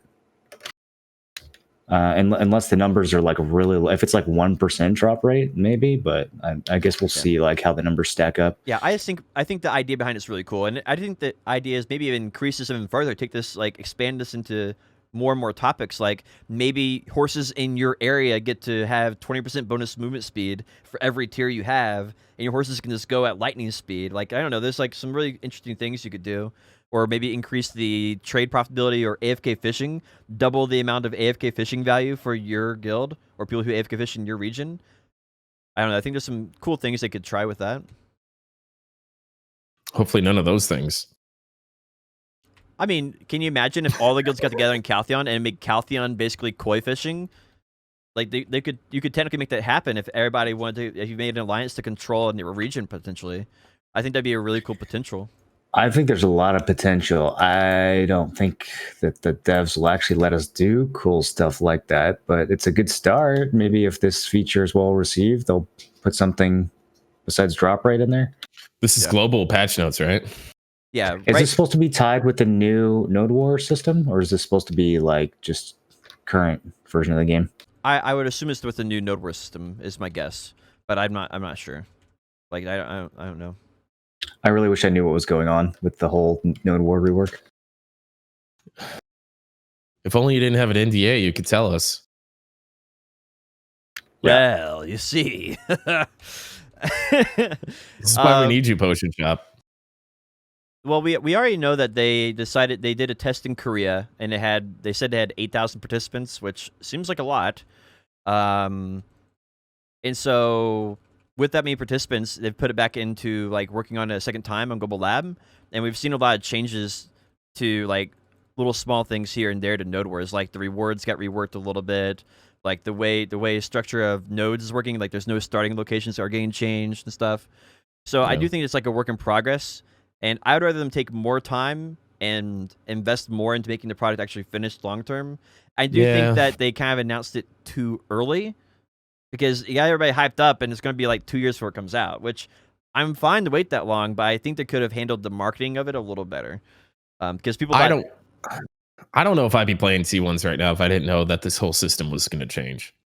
Like knowing that because it's been years of needing like some pretty massive overhauls. Yeah. And so having the information that they're actively working on it, there's been, live tests and all that kind of stuff, gives me more hope than if it was just another year of not hearing anything from them. So yeah, I think the announcement of the rework is a big reason why T1 started picking up again in the first place, because a lot of people came back and wanted to start warring and getting ready, but then it seems like the rework just keeps getting pushed back further and further and further. Yeah, that seems fair. That seems very fair. I guess, I mean, I don't really do a whole lot of node wars, so my opinion on this doesn't really carry much weight, right? It's the last node war you did in Aftershock? Probably. I'm not even in a guild right now. Wow. I need to transfer my guild over from the old servers before they delete my account, so I can join my own guild. Speaking of guild stuff, they are making it where you can upgrade the flame tower into a new flame tower. It seems like the animations on it look pretty cool. The camera has like some weird distortion to it, which I hope they fix. But it looks like they're doing another pass over the flame tower. We'll have to see if it CCs you or not CCing you. I think the CC on the flame tower is really annoying. So hopefully it always distorts your camera so you can see a little wider when you're in a flame tower. Well, the distortion that they have on this new flame tower is it makes your camera go like fuzzy. It's like sort of like it shook you really hard, and you're like, and your vision kind of blurs a little bit. It's a little strange, and maybe it's because they're playing remastered. Maybe that's play they have remastered and have effects on. I don't know. Anyway, they have a new flame tower coming out. We'll have to see if that ends up being a good thing or a bad thing. Is there no other information on the flame tower? It just says there's a new one coming out. I think they mentioned, they showed some images of it and the animation of it through a GIF. Let me see if there's anything else in here about it. Because that's a pretty substantial thing. After 4 normal attacks, press F to refill the gauge and focus flame emissions. If you fill gauge to the end, you have to have a type of fuel for it. So you cannot use flame tower for about 5 seconds after using the concentrated flame emission technology. So if you use a special ability on it, then you can't use it for a couple seconds. So they're buffing flame towers to have some like super flame tower shot. I think how I guess the idea flame towers are. I mean, I think the idea is like right now, flame tower is the most miserable, boring role that you have in a siege. Maybe they're trying to spice it up a little bit. I don't know. What do you guys think about just making the flame towers automatic, like not needing anyone to be in them? I think it's I enjoy the couple times I've jumped in there. I don't know if I'd want to be in one every single time, but like when somebody runs out for ammo or something and I jump in, get a couple of kills, push the whole force back. I think it's way more annoying to push into a flame tower than it is to be inside of a flame tower. We struggle to get people in the flame towers, and we have to like raffle it off every week. It's like right, but we've got a bunch of high-end players that want to go out and frag and work together, not necessarily sit in a flame tower. I could see how I'd it's want to sit in a flame tower, though. I mean, I guess if your base is getting pushed constantly, it's kind of interesting. But just having to like be back and sitting in the flame tower while offense goes out, I don't know. It's just I never had a problem weird. finding people for flame towers in a guild for aftershock and stuff ever. I think a really like if you had like Really? Okay. I think maybe the thing is right now is it's not active enough to be exciting because BDO is like a really action-packed game, and in Flame Tower it goes from super action-packed to being really boring. And so but that's a problem with defense in general. So that's why you need defense in their own comms, and you need to have somebody who's kind of fun in defense so you can kind of bullshit with each other. Because defense is boring until it's not, is kind of the phrase I always use for defense. Is you have to stay frosty, you have to stay ready, but you also need to be able to like kind of bullshit and cut up together and then turn that off, focus up, and be able to communicate well. So it's actually a really specific skill set for defense, and you need to set a really entertaining culture. But so I think it's the boring part is sitting at defense when nobody's there, not necessarily being inside or outside of a flame tower. You're kind of suffering the same thing if you're outside of flame tower, in my opinion. I think. Do you think it's something that Prolibus can address by just making the gameplay loops better? No, it's not a Prolibus problem. It's a personnel issue. It's a prioritizing issue. It's a inner guild issue. Some people do it really well. Some people completely ignore it, and you reap what you sow. I guess that's fair. We'll have to see what this flame tower is when it comes out. Hopefully, it doesn't have a CC on it. It's just a damage, or like maybe like a way to kind of like space out the enemies so they're farther away. It'd be kind of nice. They made it where you can also rename workers, so that's kind of cool. So if you have a really really cool worker, you can be like, this is my silver embroidered worker. This is my trade crate worker. Like you can kind of name them and like actually know which ones you don't want to get rid of on accident. That's actually a POG update. If it was 2017 still, I wish they would like update nodes in a more meaningful way, but this is a nice quality of life. Double the output. Yeah, or in like master workers. There's a lot of interesting things they could do with the worker system. That's another one of those systems that, like, again, they just put so much work into and then just neglected for years. It hurts me. They keep pushing the per hour on grinding, and then there just nothing else gets updated with that. Yeah. Yeah, I mean, it's a huge problem, right? Because it increased the income of like everything else in the game, and it is never like they can't keep up with their own like processes at that point with like life skilling or economy or nodes or fishing or whatever it may be. They should at least let us put 2 workers on one node. I totally agree. Yeah. At the very minimum, yeah. Yeah. I would like to see something where maybe because I think if they just double the output of nodes, then I think the problem becomes like if you're thinking of it seriously, like if you just buff nodes and make them where they drop more stuff, then all you're going to do is supply increases and price decreases, or things just flood on the marketplace. So I'd like to see something where you can trade off like investing more CP into a node to increase the things that you actually want. So let's say you're trying to do something in the game in particular, then you can focus a lot of CP in there and maybe pull like quadruple the amount of resources. And I think that'd be a really cool way of not necessarily ruining the economy, but allowing people to focus on what they want to do. 4 workers on one node? I mean, I think that'd be a completely fair thing to do. If there's like something the economy heavily needs, why not allow people to like put as many workers on there? Like, let's say you want to do cooking, and like you just need a whole bunch of veggies. Like, go and put like 5 workers on pumpkin nodes. You know, I think that'd be. They need to do something with it where it doesn't ruin the economy, but also increases the value. And I think that's a hard thing to do without like completely reworking the entire thing. And maybe that's what it needs. Maybe it just needs to be from the ground up. This needs to be reworked. I don't know. Yeah, big time. Yep. Seasons. Do seasons in BDO. Every 4 months it changes, so you never know what's going on. Yeah, you know exactly what's going on. You're redoing the. I'll make a node tier list. I'll be in business. Oh. They did another thing for Guild Wars, which is pretty cool. Guild Wars now have a fee if it's not a mutual guild war. So there's the initial fee is being increased to 1 million silver, which is basically nothing. And then the maintenance fee is going to be 1 million silver, and then every additional day that it's not a mutual node war, the fee will be 0.5% of your bank. And so that How is that cool? that goes up by 0.5% every single day. So if it's a mutual war, like let's say Cho Nation and Black Rose have a mutual war on each other, then there's no cost because it's a mutual war. But how is this a cool thing? This is a good thing for casual guilds, not hardcore guilds. Wow, bro, you have the hottest takes.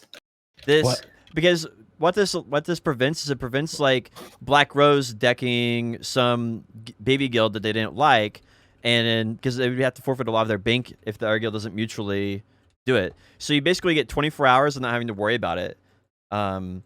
I know you like to be a contrarian, but this is probably the most shocking take you've ever had. I cannot believe you would be in favor of this.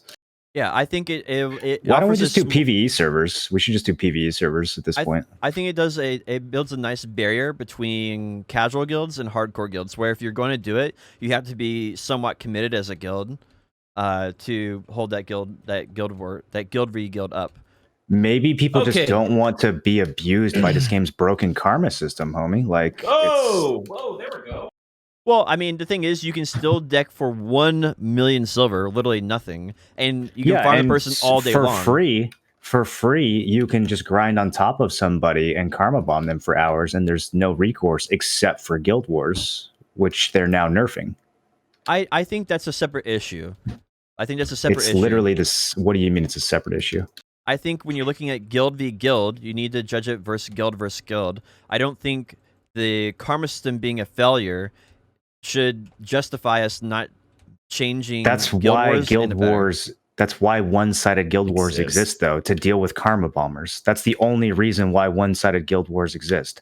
Black Rose isn't out there just griefing some life-skilling guild for the fuck of it, dude. They're using Guild Wars to clear someone out of a spot who is griefing them using the broken karma system. That's the only reason these wars happen. I think that this is a good change for the game. I agree there's other problems that still need to be solved, and this may make the other problems more exacerbated, but I do not think that this by itself, just looking at just it by itself, is a bad idea. Okay, so there's a guild called Hot Pancakes or something, which is a guild filled with mounted tamers that just fucking destroy you and shit. And so like you deck these people or whoever, it doesn't even matter. You deck a guild that is a karma bombing shitbag bunch of people. You deck them, they don't deck back. And so now, even if they aren't karma bombing you, they're griefing your guild because you have to fucking... There's nothing good about this. Nothing. This is one of the worst updates that they've ever fucking... Oh, and you can't redeck for 3 days after you drop, too. That's in there as well. Yeah, how does that make you excited for this update, Potion Shop? I think this is a good safety net for big guilds picking on little guilds, or vice versa. So for the Hot Pancakes guild or whatever, if they decked on a guild, they would just forfeit all of their guild funds over time if they just kept these up all the time. It would prevent them from decking on like 20 different guilds. Well, you can only have 6. Well, 6 different guilds. Yeah, then. I mean, I feel like you just... Do you ever do open world PvP in this game? Yeah, well, I mean, literally people love to PvP me because I'm Potion Shop, and there needs no more explanation other than that. Literally, the Hot Pancakes guild literally found me at Poly Forest and then hunted me down for days on end. Like, I know what that is. Would you prefer if they just killed all your mobs and there was nothing you could do to retaliate? One thing that I think that they should change along with this is, since this changes in the game, I think they should allow any guild to be able to deck on any guild again, because this is a prevention method to prevent people from decking people as much as they want. So I do think that now that they have this, silver to prevent people from decking for infinity, right? Now you can remove the only like node war guilds can deck node war guilds. I think they should make it where any guild can deck any guild now, because you don't need that protection anymore. That is the only way you could possibly make what's happening worse. This is... Yeah, I don't know, dude. I'm actually speechless. I feel like we're playing a different game. This is. So here's what people are gonna do. Before, when you decked a guild who was karma bombing you, at least you had the ability to retaliate after 15 minutes and push that person out of your spot. Now, even when the deck goes through, that person continues to win. They continue to grief you because they drain a percentage of your entire guild's fund by continuing to stay there and fuck with you and make your game worse. You don't lose any percentage on the first 24 hours. So literally for 24 hours, you can continue doing. You can continue fucking them up. And then what? And then you drop the deck, and then they have 72 hours of clearance where they can continue karma bombing? The chance that Listen to him. Listen to what he just said, Potion. The chance 72 hours. Yes, it's 72 hours after you drop the deck. So you have 24 hours to farm them. In 90% of the cases, most people are not going to come back for a day 2. They're just not going to. That's not going to happen. What do you mean, dude? There's guilds that have been griefing each other for months, years. Well, if they're the same guilds, like Black Rose versus Cho Nation, we'll say, or whatever. That's not what this is for! Dude, we're not talking about Black Rose and Cho Nation. We're talking about cunt, neckbeard, katana wielder 420. Like, I think if they're like, if the chance that the average person is going to grief you for multiple days is low, that's not the normal case. I don't know what game you're playing. If you're a streamer, you're in a unique scenario. You're a unique scenario where you have the same people griefing you over and over again. There's a lot of people who aren't streamers who are backing me up right now, who are thinking the exact same thing. Like you are in the smallest minority you have ever been in, which is such a high bar. You are objectively wrong about this, my friend. Objectively wrong. What part of it? All of it. Like then your suggestion on every guild should be able to deck any other guild was the worst idea you've ever said. I'm not saying the worst take you've ever had. I think there's other things that need to happen to the karma system, but those are completely separate from what should happen to a guild. Right. So this is we're not even talking about the karma system. Right? We're just talking about this. So if nothing changes with the karma system, your take and then they should do this is the worst additions you could possibly do to this game. Look, if they want to fix karma system and then rework Guild Wars, sure, but that's not what's happening. Right. You gotta look at what the game is actually going to be after this. It's going to be objectively worse. Yeah. I don't ever have a problem with this. Like literally ever. Also, that's because you're the one who does the karma bombing. What? That's not true. Really? It's not true. Listen, people that show up to my grind spot get karma bombed. You're about to phrase a way other than karma bombing that means exactly karma bombing. That's the next majority of people that show the majority formulate it right the majority of people that show up to my grind spots that are average players, I can kill. The people who show up who are not average players are stream snipers 90% of the time. And at 10% of the time that they're not, if they beat me 2 times, I just go to one of the other 5 rotations in Sakraya or one of the other 3 rotations at Miramok. It's never a problem for me. Like literally, that's nice.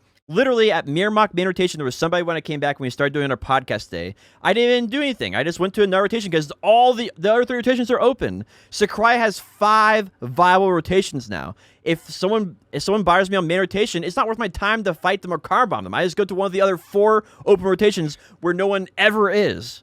Well, that's good. I'm glad that you've evolved on that. However, there's still a significant portion of the BDO player base who are miserable cunts with way too much free time, and they will follow you around for hours and attack your mobs just to make the game not fun for you.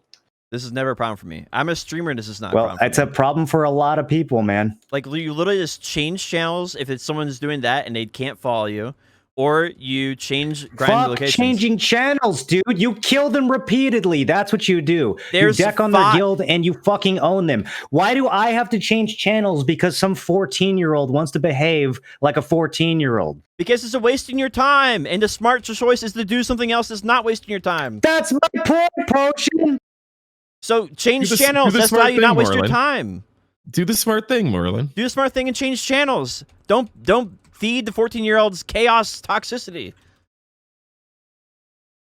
I wouldn't have to if changes like this weren't put into place because I could just deck his guild and solve the problem myself. Do you understand what I'm saying? But now instead of it being a one person versus one person issue, now I grief do the have to entire change guild. channels.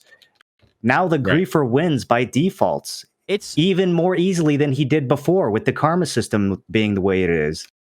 It's not. I think you're blowing this way out of proportion. Just let the griefer win, forehead. You get 24 hours to pick the fight with the dude. 24 hours. You get to farm for 24 hours. You're not happy with 24 hours of farming? I mean, in if it's not that, like, No. look at it. It's 0.5%. Let's say you have literally. Let's say you have what guild funds are normally in a guild nowadays? $1 billion silver? I don't know how much a guild normally have. 4 billion silver? How much silver does a guild normally have in their guild bank? Like they normally have anywhere from 20 to 27 quadrillion silver. No, that's not true. What do they actually have in their guild bank? 5 to 50 billion. 5 to 50. All right, we'll say 5. It was a good joke. Let me have that. Is it? So let's say I have 5 billion in the bank right now, because I think anything higher than that gets crazy taxed, right? Is that the reason I keep 5 billion? And if you look at that, like the amount of money that it is just really, really small. It's not like a big deal. 0.5% is literally 250 million out of 5 billion. If I can take 0.5% of a guild's funds because I'm a cunt, I will do that to as many guilds as I possibly can. Yeah, and absolutely. I'll track it too. I will make my own griefing guild. I'll see how many people are decked on me, and I will count up the amount of percent. I'll make it 100%. You're not going to do it. You're not going to do it. Is back, baby. Aftershock is back. That's what you were hearing. You're not going to do it. I'll do it just to make you look like an asshole, a bigger asshole than you're currently looking like. Okay, you might do it because of that reason. That'd be fair. But you're not going to do petty. it. You're not going to do it on your own merit. You're going to do it because you're going to spite me. People are going to do that, man. I don't know why you think people aren't going to do that in this game. There's so much history of that kind of shit happening. Aftershock is recruiting griefing shitbags and neckbeard cunts. DM Potion Shop for invite. I'm in. Must leak Potion Shop's channel and send me a clip of you stream sniping him. I have been toxic for you guys on this topic for like the last 15 minutes, so I think my mission is accomplished. I think I should apply to Aftershock now. Fuck. This whole VOD, you griefing yourself. You're right. I just got 200 IQ'd. Well, at least I'll get your channel now. My channel? You don't have to. I told you my channel last time this happened. I'm on Velia fucking 1, all right?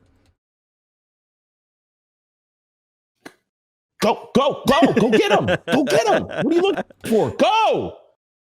I do think this is a good change, though. I guess other people will not think that. I hope what this means is that they're going to look at other things, like when you kill somebody with karma and you're losing karma, that their respawn timer will increase, and to look at other things that are related to this type of topic, right? Because, you know, obviously GVGs are part of the open world PvP system, and when you go negative karma, or you're going to go negative karma, to avoid going negative karma, a lot of people will use the guild deck system, for people who don't know, to avoid going negative karma and farming somebody and pushing them off the spot. So this is something that they need. There's multiple pieces that are moving here, and they need to look at a bigger picture that relates to this same topic, and hopefully they'll do that. I don't think this is going to be the end of the world, but time will tell. If this, I mean, this will be recorded and will be on YouTube and all that. So like, we'll time will tell how well these words will age. If this gets them to look at the karma system, sure, fine, do whatever you want with Guild Wars. But I don't see that happening. I don't see any evidence that they are actually going to take the karma problem seriously. And it's been one of the biggest problems in this game, literally since the first day. And they've just never taken it seriously. Every time they've changed it, they've made it worse too. Yeah. I think the reason they're looking at this, unfortunately, is not because of the karma system. I think they're looking at it because they're working on the GVG function for the desert drilling thing. I think that's why they're looking at it. I don't think they're looking at it for the right reasons. I think it's a bunch of whiny little fucking bitch PvE players who want this game to be something different. It's the same people, the same Redditors that are ruining New World. It doesn't coddle them enough. It makes them upset with their 1 hour free time that they're fucking, that they get off the, it's just these fucking people that just, I had a bad experience, and they all fucking upvote each other, and it's a big fucking circle jerk. Instead of just playing the game for what it is, they want to make it more safe for them. That's all it is, dude.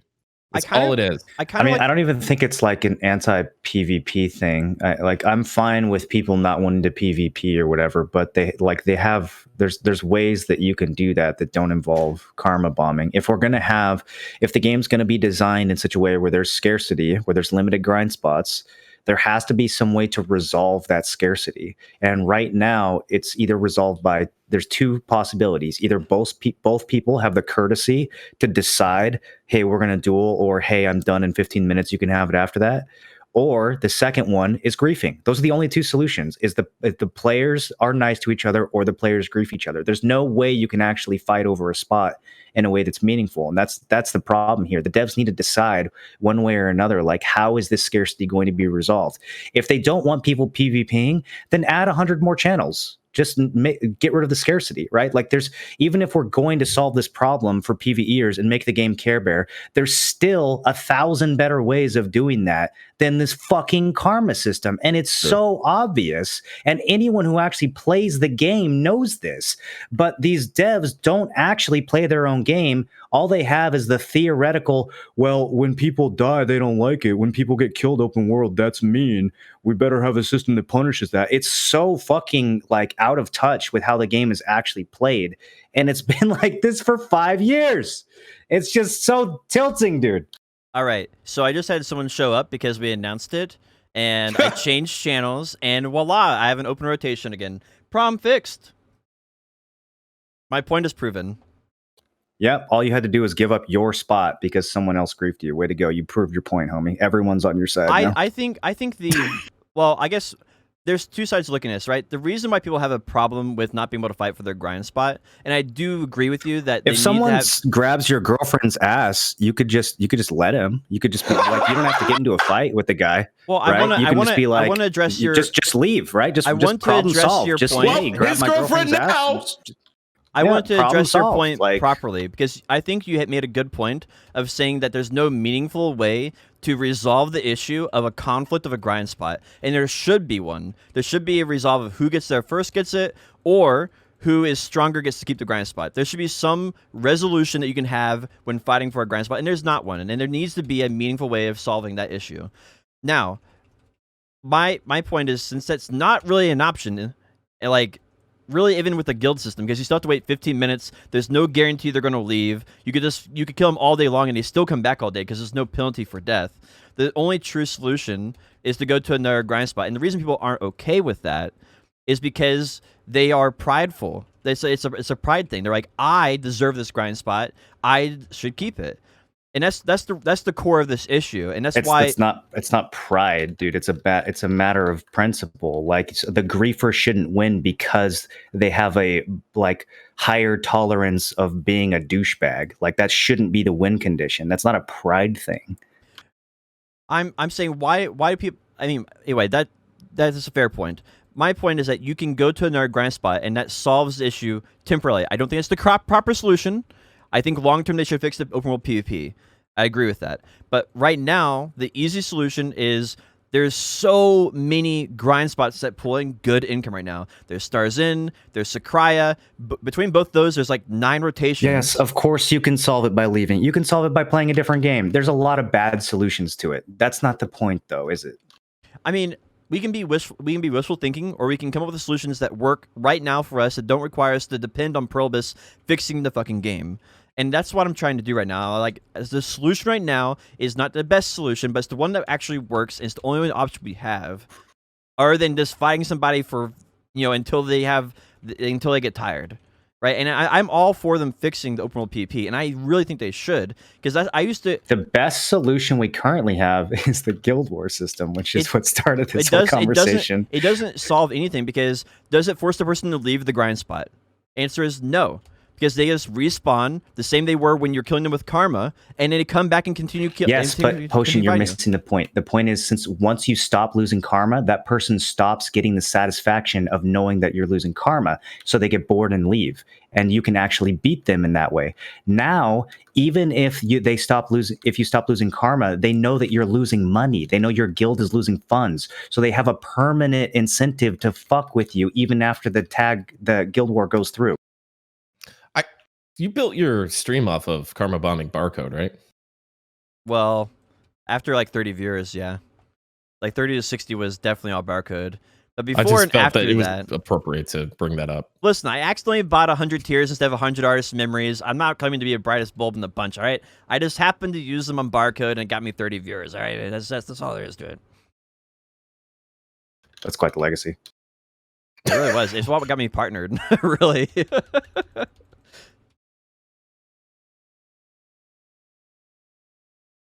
That was episode 41 of Nerds and Words. Thank you guys so much for listening.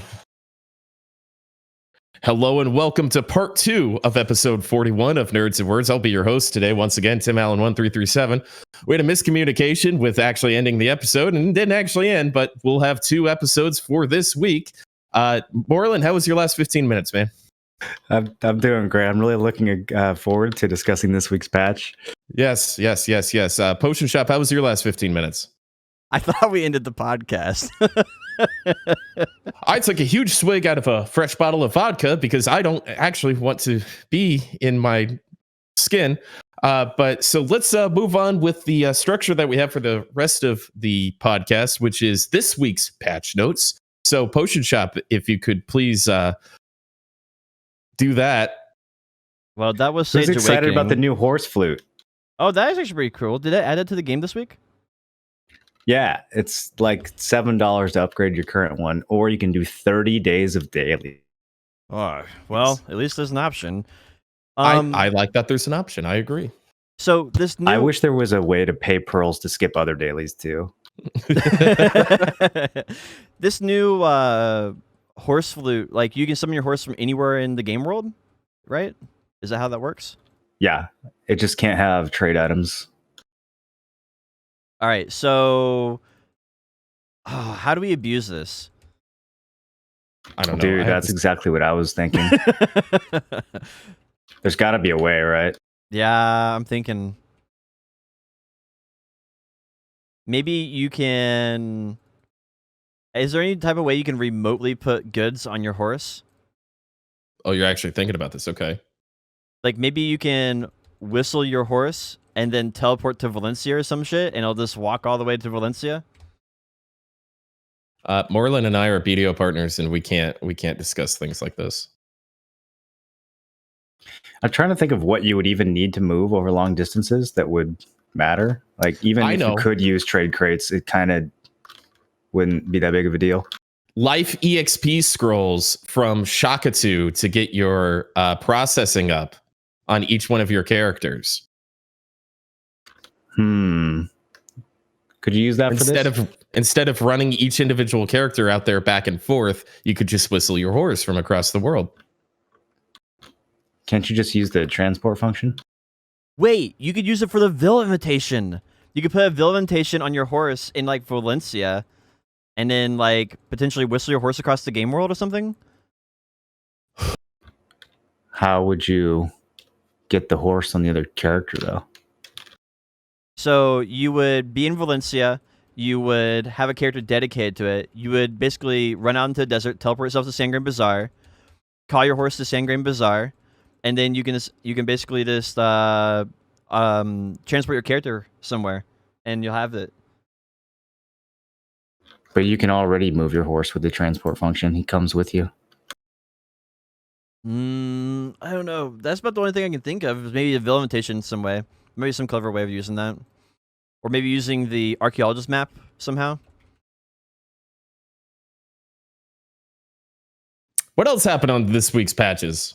There's new rare hunting mobs. Oh, I saw that. That's interesting. You get titles for hunting them. Are they? I thought they were only quest based. Aren't they like you just get you do a quest and then once you do the quest you get the title or something? It's not like you can't like hunt lizards for lizard meat or anything, right?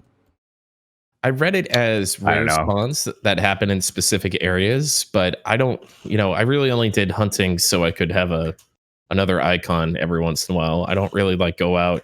There's not enough of a reward to be like, ooh, can I find these rare mobs? Yeah, titles isn't enough. I think the idea of having rare hunting spawns out in the world is cool, but they should actually drop like money and goods that are worth something. Just a title is kind of like, okay. I mean, it's nice, but it's not going to get me back into hunting. Yeah, I was kind of hoping it'd be like hunting spots that'd be alternative to the gathering spots, is what I was hoping it would be. And so you could go there with your like. Yeah, no, they refuse to make hunting a decent alternative to gathering for whatever reason. I still can't believe, like, aren't they like planning on releasing a bear hunting spot still? Did that actually ever come out? There's supposed to be a bear and a lion hunting spot that they're planning on adding. Bear was going to be in Belnos and lion was going to be in Valencia. I don't remember. I think they were adding 2 of those. I feel like I remember when they said they were going to let us milk cows or milk camels rather. Oh yeah. Yeah, but you had to use the climbing life skill to go over the invisible wall to get to the camel to milk it. We remember all these broken promises for Olibis. All of them. And especially the direct broken promise that Jaehee gave Moreland that there was going to be improvements to Black Yarrow. I remember these. They did do the improvements to Black Yarrows, though. They made it where you can turn in Layla's petals or whatever that shit is. Or, you can do Black Yarrows for the tier 10 material, right? It's not worth it. No, it's like a fucking 1 in 1,000 drop rate. Yeah, but it's an improvement. You are a contrarian, aren't you? That is your role here, isn't it? No, I don't know. I do think it's dumb. I think like the Lucky Yarrow minigame is... I guess my main thing is like for Lucky Yarrows, I think it's a cool minigame, but I'd rather it feel like it's actually part of BDO, where you zoom in on the ground and you see like little pods and stuff. You have to like cut them open and stuff. I feel like it doesn't really feel... Minigames to me feel like they should just be activities in the game that makes sense. Like when you do harpooning, you get like a minigame that pops up on your screen. You have to harpoon fake fish on a minigame. And when you do fishing, you type in like up, down, right, left, or WASD or whatever, right? It's like these minigames don't really feel authentic to the game in any way. They feel like they're detached from the game. Like you could release them on a phone and they work the exact same. Oh God, I wish they'd released Lucky Yarrow on a phone. Are you kidding me? I'd quit this game in an instant. I mean, Minesweeper. You could. Yeah, just release it on phones. I mean, honestly, I think it worked pretty good. It's sort of like the DICE minigames. Like these things, these little minigames, I think, although somewhat enjoyable, are not really the core function of the game. Like when you gather deer meat, you go kill a deer, the deer falls over, and you gather the deer. Like that makes sense to me. When you go and farm monsters, you see a monster, the monster moves around, you do your abilities, and you get to loot. And I feel like a lot of these mini games, like the Lucky Yarrows, like although I think it can be very enjoyable for people, I would much rather it be something that is immersive in the game, and not just a mini game that's really a game inside of a game. So I mean I do think that they should go through and like rebalance them and like make all of them viable. Like the fact that fishing and Lucky Yarrows aren't viable in the current meta, I think is ridiculous because it's not hard to change it. All you have to do is turn up the existing numbers, and it works. I mean, they just needed to make it scale with life skill mastery. They added mastery 2 years ago, and they just didn't make it have any impact on Lucky Yarrow. Yeah, there's a lot of easy solutions, but I mean, I feel like we've been over that a bunch of times. Sure. I mean, even life skill mastery isn't keeping up with grinding, so yeah. I guess going back to the failed promises, right? That's I guess where that came from. Do you guys think that what was that? What were they saying they were going to add? Milking of camels? I forget. We were talking about something like that. Yeah, camel milking. When's that getting added? I was promised camel milking. Honestly, on this topic, what tilts me more than anything in this game is when you're milking cows and somebody just walks up and starts milking cows right on top of you. That is the most toxic. Like, I really think the like change channels thing is the worst possible solution to a problem. But like, if you walk up and you see somebody milking cows, just fucking change channels. It's not going to be taken on any other channel. Like, just Why would you milk on top of somebody? It's perfectly made for one person to rotate around, and it only takes 10 minutes. How long Those do are the worst the cows go on people. cooldown when you milk them? It's like if you skip one cow, you're sitting there just long enough to milk another cow.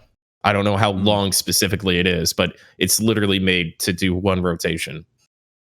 So You should have to get permission I'm waiting. from the milk lady that owns the cows to milk them. And so if someone already got permission, then you won't be able to milk them. So it's like she's like the gatekeeper then. That way they can't grieve. Yeah, I need Cool. instanced milking. Exactly. To prevent milking griefing. Or just more milking options like camels. They did add a milking option to Combo Sylvia, didn't they? You can't milk in Arsha because they're in safe zones. It doesn't matter if you're on Wait, Arsha it's milking. Milk on PvP? Arsha. They count as PvP? No, it's in safe zones. All the milking it's in the spots safe are zone. currently in safe zones. So hopefully camels are in open world PvP areas. Oh, because you So I want to can kill do them? Oasis gear. Well, I mean, I got to fight for my right. If somebody touches my girl's ass, I'm going to, put them down. Not going to change channels. I think that was in the intermission between episodes. You didn't record that? No, I don't think that. I don't know. Yeah, I guess I course you get that. I think actually one thing I wanted to note on that is I really wish that you could have two sets of gear on your life skilling set and your PvP set, because They have a bag specifically meant for that. You click one bag and you Yeah. swap all your gear I have a over. It's button been that out for does that years. for me. Marco's gear bag, but your weapon has to be put away when you do it, and it has a delay on it because if you're moving at all, you can't do it. How you have often to do be you standing need to still. do it? Well, if Every you're time I eat if- on Guardian, it puts my weapon away for me, so it's perfect. and the thing that's kind of bad about it, in my opinion, is like if someone comes up and is flag up on you, they just one shot you, and you don't get the chance to even swap gear. I feel like that's like something back in the day you could wear your life skilling gear, which was just a gathering tool back in the day, and you could just go in PvP. You'd already have your weapons and accessories on. Well, unless you're at Sakraya, then you could just spawn safe zones, spawn your gear, and go back and try again. But if you're in Sakraya, then you have to use a tier. Yeah, I need more event tiers, by the way. The Bet you do. I'm 100% sure that you need more tiers. 100% sure. yeah, the amount of times I've been having to use tiers recently is dramatically increased since I made my tier list. I don't really know why. I had this guy, and every time I turned on my stream, he would check and see if the bell would happen, and he would be sitting in the grind spot when I swapped over to my Sakurai character. He'd be sitting there like, "Hey there." That's what he did every single day for like probably 3 weeks. I don't fucking blame him at all. I mean, hey, you gotta do what you gotta do, right? Get your point across, I guess. It's about sending a message. So milking camels, do you think this should be part of like the drilling guild activities? You can make it a whole guild activity. You can go out there and PvP over milking camels. Yeah, that could really be the next evolution of guild versus guild for this in this game. Could be camel defense. Every time I think this podcast can't get worse, you just knock it out of the park. I mean, I guess more on a serious note, they have those traveling traders out there, and it'd be cool if you made that kind of like a guild v guild thing. Pixie just packed a bag and left. Like, she's done with your shit too, Yeah. dude. Yeah, she's done. Well, what about this like oil desert PvP? Do we understand how that's supposed to work yet? There's a platform that you can set up for it. So I don't know a whole lot about it, but there's a platform you set up. You have a worker that's on the platform. And then I guess it's sort of like defense, and like people can try to attack it to try to take resources. So it takes time for the resources to stack up, and then if you get a guild deck go through, like someone can find it, and then guild deck can go through, and you have 15 minutes to kind of like mobilize and get out there and defend it or something like that. I think is sort of the idea that I've seen so far. I'm not really an open world objective. However it works, I'm super fucking excited for it. Even if it's terrible, it is a step. There's no way they can have nothing and then create something and make it worse than having nothing. So one of our favorite words in this podcast is iterate. So hopefully it'll just be, a stab in the dark at something that this game has literally never had or done outside of, the gatekeeper thing was almost something like that, but not really. So whatever it is, it's going to be better than nothing. Yeah, for sure. I mean, right now, do you think Tier 1 Node Wars are better or Red Battlefield? Oh God, definitely not Red Battlefield. What? I mean, Red Battlefield is like one of the most popular PvP modes right now, which is sad. It's the only one. What do you mean? It's one of the most popular. Well, I mean, you have open world What else PvP. are we That's like gonna being do? an only child and your parents telling you that you're their favorite. You have the 5v5 arena, which literally no one does. And you have open world PvP, which no one really likes participating in unless they absolutely have to. Then you have Red Battlefield. You have the 1v1 arena. And then you have Node Wars. And so it's either Node Wars or Red Battlefield are the most popular. I don't know which one. And there's Arena of Arsha, which is not popular. Well, Arena of Arsha is, I would say, fairly popular. Just it has to be done at certain times. Like you don't randomly queue up for it, but I'm sure people would if there was a better way of doing that. What do you guys think? What do you guys think is the most popular? Or if there was like, a popular PvP mode. leaderboard with rewards, et cetera, like all the stuff BDO Mobile has for their 3v3 arena. If we had that, then people Yeah, but would I'm not saying like do what if, that like all day in what BDO is as it well, like but right we now? just don't. Like, what do you think the most popular PvP mode is right now with what we currently have? Like, what do you think is most fun for people? Well, I mean, RBF is popular because it's the only thing you can instantly queue up for and actually get action. And I don't know. I don't think it's really that fun. I think it's just there's literally nothing else you can just go and do at the drop of a hat. I think it's kind of I'm sad sorry, that I'm that's not- like the best not PvP responding to mode, this. like the most popular one. Yeah, it's a huge problem that we've talked about before. It'd be pretty easy to add like queuable 1v1 and 3v3 arenas. Or interesting battlegrounds where you actually have to fight over an objective and have like a 20v20, domination style map. There's a gazillion things they could do to make those arenas 1,000 times more fun. Mm-hmm. I'm just kind of winging it right now because I don't have anything else in my notes, so that's why I keep going on these little airhead like ideas. So if you guys got time, I've got stuff to talk about. Yeah, We can go talk right about other games. Okay, yeah, please. Wait, what? Me? Yeah, yeah. you said you had stuff to talk about. Please. Yeah, so the T1 caps don't work. You know how they're supposed to cap your AP and DP? Sure. Yeah, that was actually pretty interesting to look through some of those damage numbers and stuff on like structures and shit. What are you guys talking Do you about? have we're talking about T1 Node Wars and the caps not working specifically on structures? Yeah, but you said you're right. You saw it was interesting to see some numbers. No, like, they don't work on players either. Okay, we're getting to it, Potion. We're building it up. We're telling you what happened here.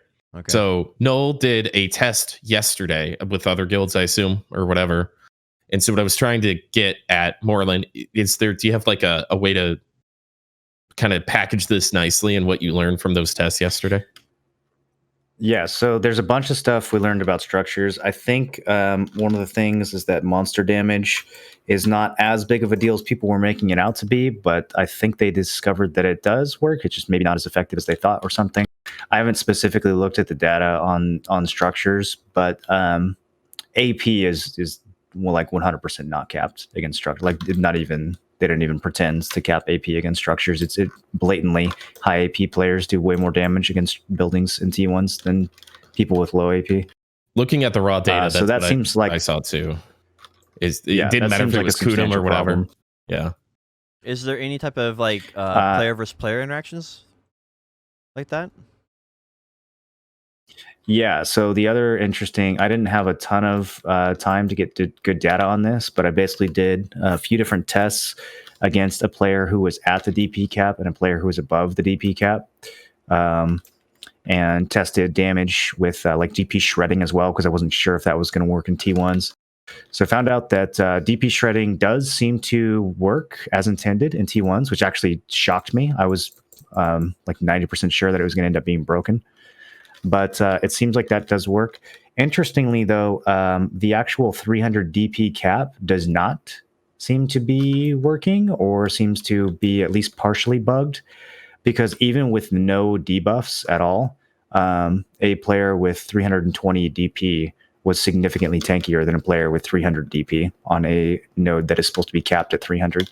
I'm not So- surprised at all. Yeah, I don't quite know what to make of that. The only things that were different between the 300 and the 320 were 46 less evasion and 4 less damage reduction.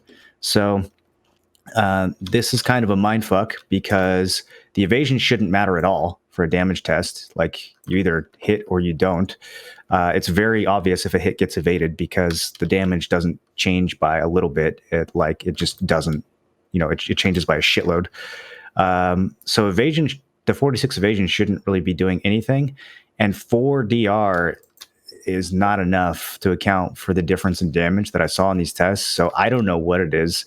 I guess there's a chance that the DR brackets are not capped, but that would only be a 2% difference, and I was seeing like a 10 to 15% difference.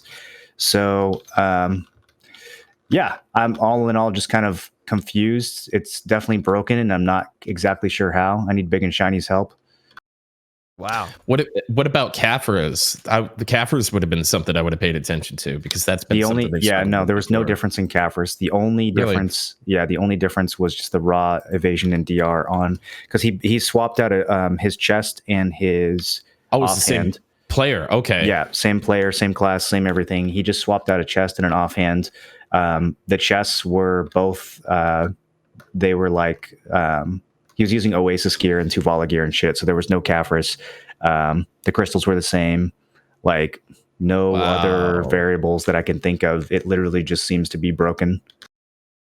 That's so interesting because I was just thinking of gymming up some like Tuvala gear and just doing that for T1s and just kind of seeing anecdotally, if I felt like I was tankier or the same or whatever the case was. But I had a creeping suspicion because I know I'm not like the best guardian in the world, but when I play T1s, I feel like I have an advantage, and I've always felt that it came from gear. So I'm not surprised. There's some players in T1s who are so ridiculously tanky, and then other players who are so squishy on the same class, and it's hard to figure out how, because like maybe on a hard node, maybe there's still people who wouldn't be capped at 300 DP, but on an easier medium, like literally you just put on quest gear and you're at the cap. It's not hard to hit, right? Everybody should be at or above that cap now. So you shouldn't really see those discrepancies, and yet we still see major discrepancies. And so it's kind of confusing to figure out what exactly is going on. I have a couple of tinfoil theories, but it's going to take a lot more testing, I think. So you're going to send this data that you found to Pearl Abyss, right? You're going to tell them we're working on a whole write-up. That's one of the reasons we did the test this week. We're trying to send some feedback. Good. Wow. That's actually... Because it'd be fine. It'd be fine if it had like a gear squish, right? Like if and that was advertised. But if they're advertising hard caps and it's not hard caps, then, especially with this big Node War revamp, they need this information, and it's embarrassing. It's embarrassing that they don't know it. Yeah, that's what I was about to say. I was like, I'm just surprised, like, how does something like this get through the testing? Like that should I'm not be surprised, but they should be embarrassed. You'd notice something, yeah. Well, I mean, there was that crit damage, and they came out with this whole like insane apologetic post, right, off of Blackstar, and like that's some real basic shit. We just know that this game is so poorly play tested, if at all. When they have to like parade a couple of devs at their little online events that play the game. Hey, look, there are devs that play the game. They stand there and wave. That play. That is evidence that nobody there plays the fucking game. And then all the stuff that's happened since then, it's been like this. If you booted up the game and paid attention to the content that you're putting out, you would notice these things. So none of that happens. So people like Marlon have to report this shit back because everybody else is just looking for a fucking retweet. It's nice that somebody actually cares and wants to play test and, move the game forward in a balanced direction. Yeah. I think this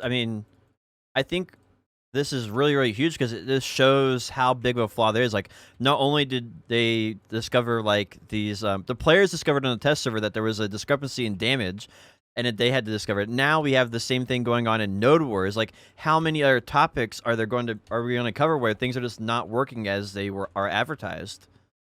You guys know that to this day, body enhancement villas are broken as well. Yeah, you don't get the DP? Is that what it is? You don't get the DP. Yeah. The DP right. is what you don't get. Yeah, I think that's just ridiculous. Like, there's no excuse for that kind of thing. Whoopsies. And then like, yeah, like what about food buffs? What about crystals? Like maybe there's some crystals that aren't giving you the advertised stats. Like I don't trust any food that hasn't been tested by Big and Shiny. Remember when Simples were bugged before they got reworked? It was Exceptionals, wasn't it? Syrindia Mills. Whatever they were called back then. I don't remember.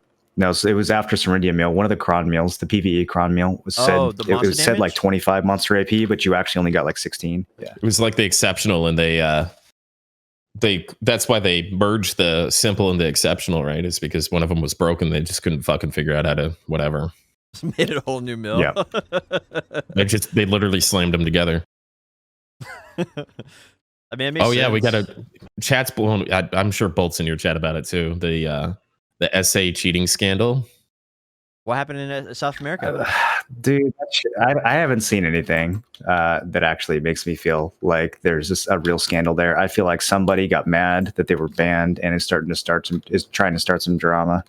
I don't see any actual evidence that Red Fox is behind this. I think there could be I think it's very likely that someone is like hacking or just injecting items into the game. That doesn't surprise me at all. I think people have been doing that since day one, but I haven't seen any evidence that the GMs are in on it. I feel like it's a big fucking someone is just salty about getting. I don't know. They have drugs down there and stuff, right? They're into some shady shit, man. I think to give the argument a little bit more credence, isn't there was a case where a GM got fired for duplicating items during server downtime, right? Yeah, but if that's the case, the company's going to say we have a GM who is duplicating items and we fired him. They're not going to cover it. Like the whole idea there's a big conspiracy and that they're lying to the players about it. I just haven't seen evidence of that. So they're the last non-PA published area for this game. I mean, and if they're doing something shady, you think that they're going to go, "Oh, our bad. Yeah, we had a bad egg. Sorry." Yes, dude. Or do you think they're going to fucking cover it up and pretend that it didn't happen? Of course, their days are numbered anyway. You think they want to never be able to work again in the industry over being able to sell some pearls to some SA players? Like they're not making that much money off of it. Well, I don't know. I definitely they think could just be like, "Fuck it." Like one thing's for sure, it's only a matter of time until Pearlbis starts publishing in South America. Also, like that's only a matter of time. So like. I definitely see them trying to keep things clean and just kind of like tighten things up. Red Fox sent out a note. They sent out a note. They said that there was a flaw in the data center that a third-party site was abusing. Yeah, that sounds 100% believable to me. That doesn't surprise me at all. You don't think they were getting a cut? No. You don't think it was intentional? Well, no. I mean, that's ridiculous. That's absolutely ridiculous. Look, I wouldn't put it past some people at Red Fox to be doing that. Absolutely. Of course, every MMO has GMs that fucking dupe items and sell them. Like there's always some entry level worker who just YOLOs and tries to make an extra, 20K fucking up the game. Like, of course that happens, but the entire company, a company-wide conspiracy cover-up. Yeah. Come on. Yeah, I could definitely, I definitely could think it's one. I was underneath the impression that it's one individual or maybe two are bad apples. Yeah, they would come out and say that. They'd say that we found the individual, we fired him, we banned everyone, like that, like they did last time. Didn't they already have a scandal like this? Yeah, they banned a guy. They fired a guy. They just fired a guy. Yeah, so then, they're not. The entire company's going to cover it up. Like, what is this? The fucking CIA? I mean, they're not that smooth. What's more likely is that there's a bad apple, and then the company Red Fox doesn't know about it, and so the players assume it's just Red Fox in general because Red Fox didn't know. That's probably a more likely scenario. But who even fucking cares as long as they handle the situation, right? As long as they figure out, as long as they become aware of it and they figure it out and fix it. Like, I don't think. I bet you the same problem exists in other regions. Yeah. It's just more well known there because they had the previous thing. I mean, I don't know, man. This company has like no games outside of Black Desert Online. I think this is their biggest nut. How did they get the publishing rights to BDO in the first place if they're like a nobody company? No idea. I've never heard in any of these other games that they're publishing. Aren't there servers in like Florida or something like that though? 9 Dragons Awakened, 12 Sky 2 Classic, Rumble Fighter, and RF Online. Hey, I mean, in the video, maybe they're big in South America. They made one big play there. Not sure how they did it, but hats off to them for making that happen. Bro, you could make a better website in 15 minutes on a free website thing. Wasn't the Russia publisher also a super small company? Wasn't that part of like how they were getting bullied out of their contracts? Wasn't that like part of the things? They had like 12 employees, the new one or and they the couldn't old fight one? back. Well, the new one's Pearl Abyss, right? They're self-published now. But the old Russia publisher, remember when they had all that drama, and they were like, "We're not going to give you your data." There's a proxy company, because in Russia, player data can't be owned by an outside country. So there's a proxy company that is, I guess, more or less ran by Pearl Abyss, but is in Russia and ran by Russians. So apparently people have been reporting this for years and nothing has been happened. So this has been like a long systemic problem. Wow. So Yeah. why is it becoming to light now? Yeah, that doesn't surprise me. Why is it coming to light now? Like, what was the catalyst? Because of a Reddit post. This finally got enough But tweets, things only get fixed in this game if there's a Reddit post with at least 500 upvotes. I don't know if you guys have noticed this or not, but it's a pretty clearly established pattern. That's why we have to get all this T1 data and make a big post about it, because, hopefully if I get enough Reddit upvotes, then T1s will actually be fixed, since, telling them that the game is broken directly in tickets doesn't do anything. Oh, man. At least you get retweeted. True. Yeah, I mean, I'm looking forward to hearing more about it. Like, do you have like a planned schedule of like when you're trying to get everything done by, or post this Reddit post about the T1 stuff? It's kind of impossible. We have to get other guilds to drop with us and test on these nodes, and people have to I don't know. It's hard to organize and get people working together on it. Right. Well, I'm glad I got it in before I came back to the T1 podcast tonight. So, hopefully I can get Big and Shiny to drop with us next week, and then we can do some real tests. That'd be good. I got a lot of other things I'm curious about.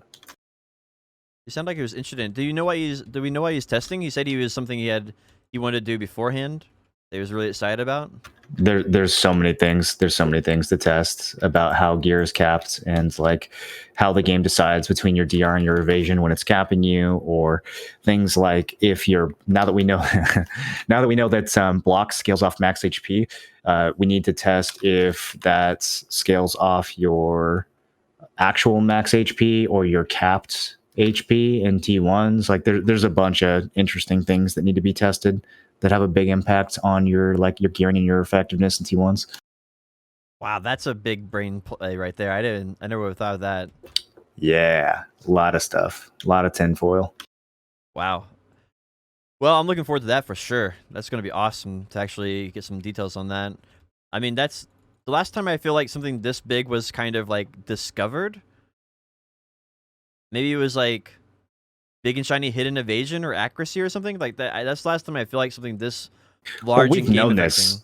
We've known this for so long. We've known, like, everyone has kind of known that something is wrong. It's just about taking the initiative to actually set aside the time and get guilds to cooperate and get in one place and do the test and get the data.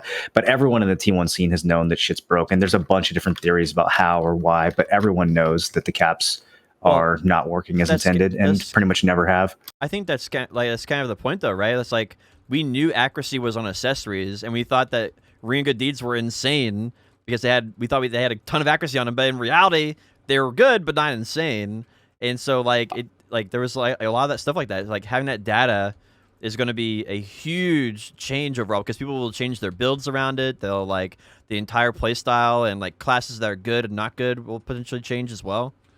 Well, there's some clip of Choice popping a frenzy while he's attacking on like a T2 node or something, while he's attacking a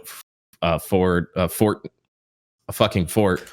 So I'm sure that whole monster damage thing meta is spreading real hard. That stemmed from T1. So we're gonna have to get some hard information into all these fucking idiot Pepega watch a clip and believe it to the end of the world. Players, make sure you're wearing your Kudum while you attack buildings. All right. Yeah. Actually, those playtests and the raw data that I saw makes me want to buy an Uber even more than I wanted to. It may be my next purchase, because Kudum didn't matter. Like having 301 AP would be way better in T1 Node Wars than being attacking, putting on an Uber and playing with a Kudum and then putting on an Uber when I'm hitting buildings would probably be the meta play for me in my gear.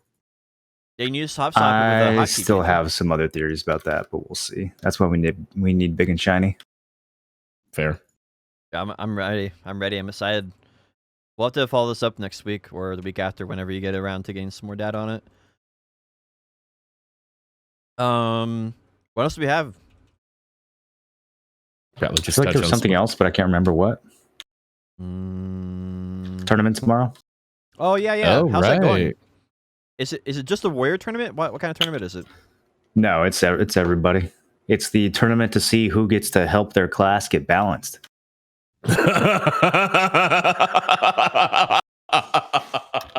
What a good way to put it. I'm surprised more people don't know about this. I feel like nobody know. Every time I say this, people are so shocked. You get to help with your class balance if you win this tournament.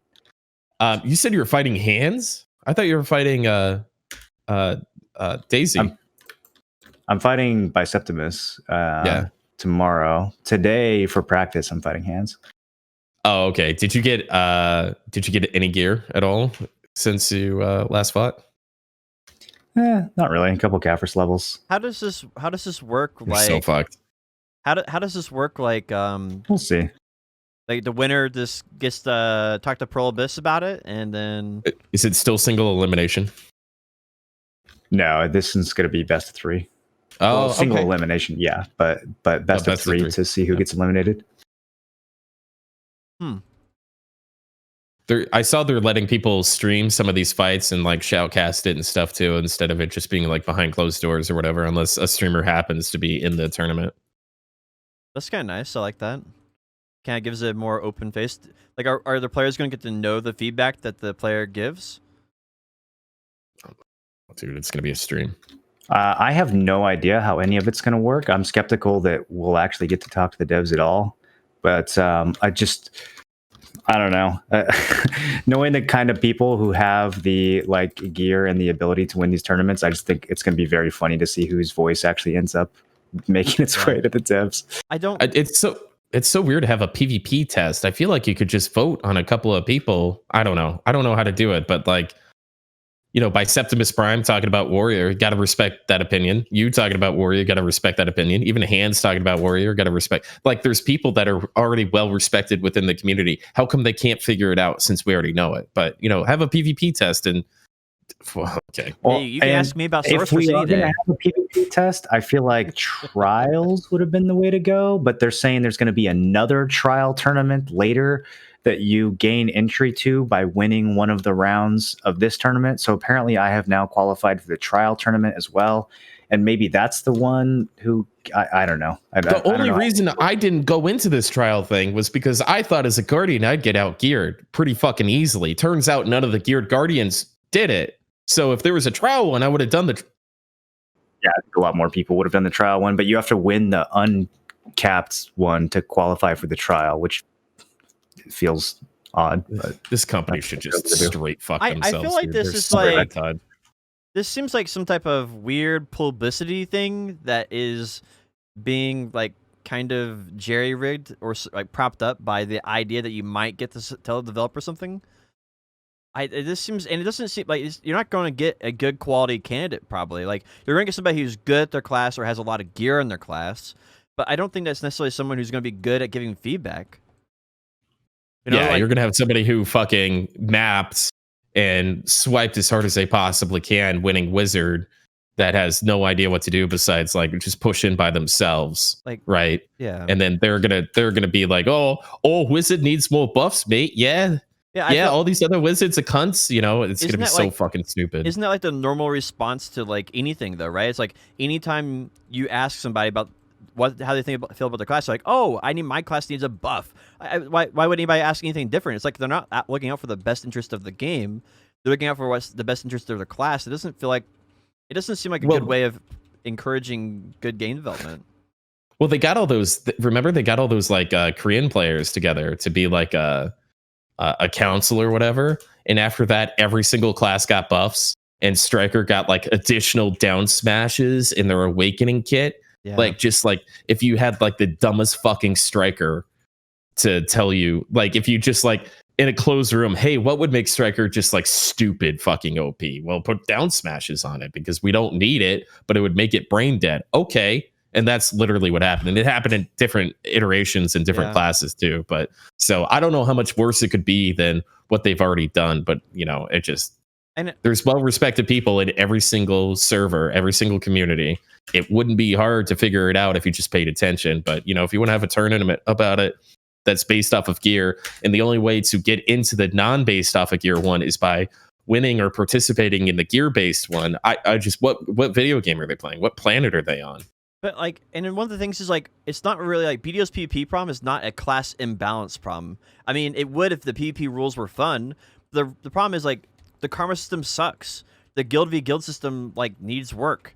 Like there needs to be a 1v1 arena. The node war rules need to be reworked. Like the mercenary system, like before any of those are fixed, or like slow stacking, right? Like there's so many other things that you can work on, like too much healing or too much AP. Like I don't know. More importantly, every single version of PvP is completely different from the other. RBF is different from T1 Node Wars, which is different from regular Node Wars, which is different from Siege, which is different from Battle Arena. And like, I guess my point is like, if you're doing a tournament to listen to player feedback about a particular class, does that solve any of the PvP issues? And no, it's not, because the PvP issues aren't like buff this class, nerf that class. It's not a balancing issue. It's like the game's rules are just fundamentally not fun in PvP right now for the majority of PvP game modes.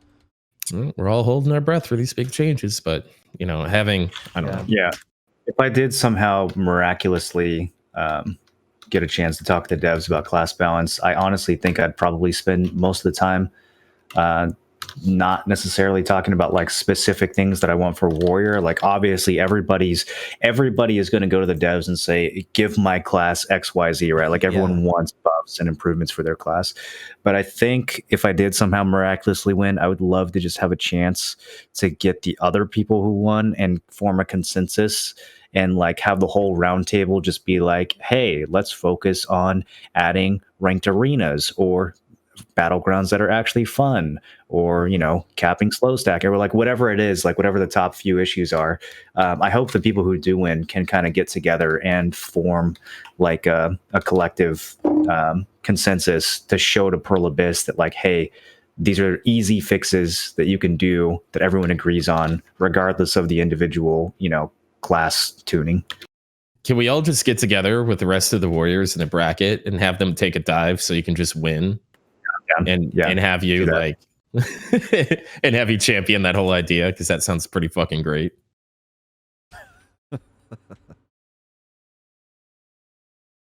Well, that tournament is kind of cool. So when the tournament times? Like when will we know do we know when we'll know the winner? It goes for a few more weeks. The qualifiers start tomorrow. I think like mid-May is when the finals are. So there's matches like all the time between now and then. I should have signed up as a shoutcaster. That would have been fun.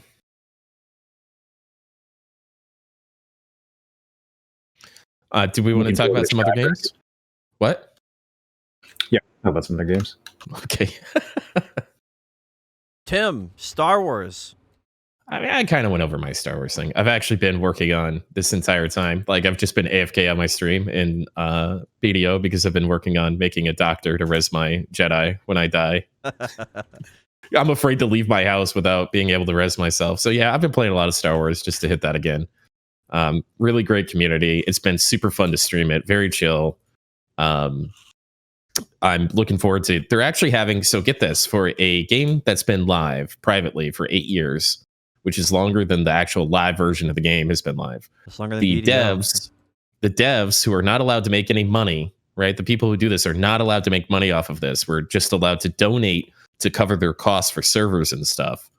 Are putting on a PvP event this Sunday for Star Wars Galaxies, and they're creating assets like free buffs and free res stations that can't be griefed in specific areas, you know, for Rebels versus Imperials. So there could be this massive group PvP thing. And I think it's so fucking great. I think it's so cool. I don't have a PvP character currently. I've just been so focused on going Jedi, but there's a lot of people who haven't had that experience because they had no idea how to get into it or what was happening. And so they're all just, you know, the whole community is just like kind of clamoring about this event that's happening on Sunday. And we're hoping for great success on it to kind of revitalize and bring some players back and stuff. Awesome. It's really cool. Actually, It's such a great community. I I'm mean, there's really gonna be griefers and shitbags too, but you know. Yeah, I'm looking forward to seeing your like Jedi progress from like Padawan to better and like stuff like that. That's looking forward to seeing your progress on that. Kind of like Yeah, living through your enjoyment of the game. another day or so, and the experience will snowball, and I'll be able to turn into pretty powerful Jedi pretty quickly. But Mm. it's another probably 10 hours of really tedious grinding before I get there. Mm-hmm. More, you've been playing Heroes of the Storm. Is there anything else? Like, what are you looking forward to? What's up with you? Nothing immediately. Subnautica, the sequel to Subnautica comes out, but that's still a couple weeks away. Have you played any more Mortal 2? Not really. I played it a bit. I played it enough to know that it needs like some major changes. They did a big patch that's like addressed a lot of things that needed addressing, but I feel like didn't really fix some of the fundamental issues the game has. I kind of have the feeling from Mortal 2 that a lot of the fundamental stuff is never going to be fixed. I don't know that it's a big priority, for example, for the game to have like interesting PvE.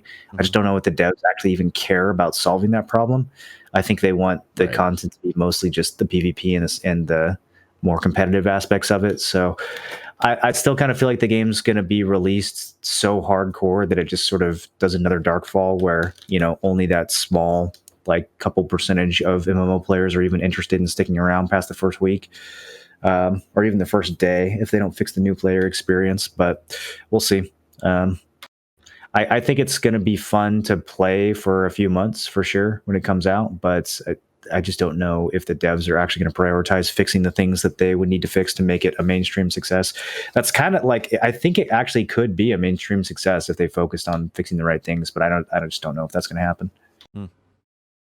I don't think that game has the framework for it to be possible to be a mainstream success. I think it's already kind of forked itself into being a niche success or community, or however you want to phrase that. I don't think it's got a shot in hell of being anything close to mainstream. I think it could be like a short-term success, but maybe not long-term, right? Like kind of like that 3-month model that like Moreland was talking about, like this, like it has like a few months of play longevity, and then basically everybody's done. And I think there's like with respect, there's like a desperation or like a weird part of your brain that drives you towards a game that's like Darkfall or like Mortal or like Mortal 2 or whatever the case is. And if you're not in that mindset for like a full loop PvP, really clunky, just broken as shit, overcomplicated for no reason kind of game that has a toxic PvP community, you're going to lasting 24 hours will be, especially if there's a box price, there's going to be a lot of chargebacks on that. It's just not going to be mainstream. They have to fundamentally change their whole idea. I feel like they're still stuck in that, 2005 Darkfall, Mortal 1 mindset. And there's a lot of stuff there's a lot of redeeming qualities to games like that, but they're still stuck in their ways. There's not like this aha moment that they had to bring these games into the light. It's just more of the same with a little better graphics. So you think it might be like Last Oasis type vibes where it has a small population and it dwindles? Way worse. You think worse? Way worse. Because, I mean, Rust had its success. I mean, if they can do some type of content drop where they just do slow iterations on it and accrue more players that to do that, I could see it slowly grow like Rust did. But I don't know. I haven't played Mortal 2, so I don't know. Right. So I played a shitload of Darkfall. I've seen these arcs. I played a lot of Last Oasis. I know the difference between Rust, Last Oasis, and Darkfall Mortal 2. That's and fair. It's just, there's a huge, huge, huge difference. And I don't think this guy's mindset's not even on the right planet for making this a greater success than its predecessors were, in my opinion. Yeah, I don't actually think the game needs to fundamentally change, but I do think it needs a lot of work in certain areas.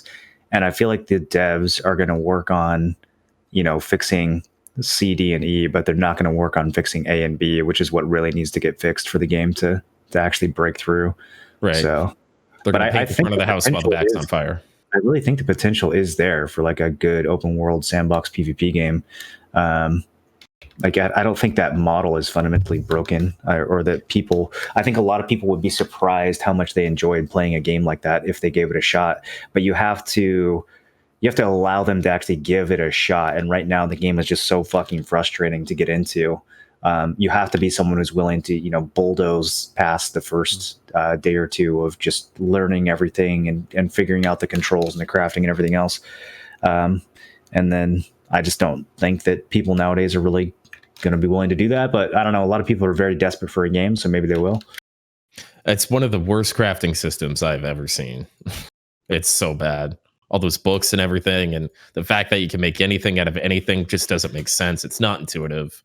It is a little bit like skiing, right? Where it's hard to learn, but once you learn it, it's easy to replicate and you understand it. I get that. I understand. Once you figure it out, it's really not that bad. But yeah, having to find all the books and shit, it doesn't make sense. It's overly complicated and overly there's just way too many barriers to entry that don't actually add anything to the game and just make it more confusing and convoluted.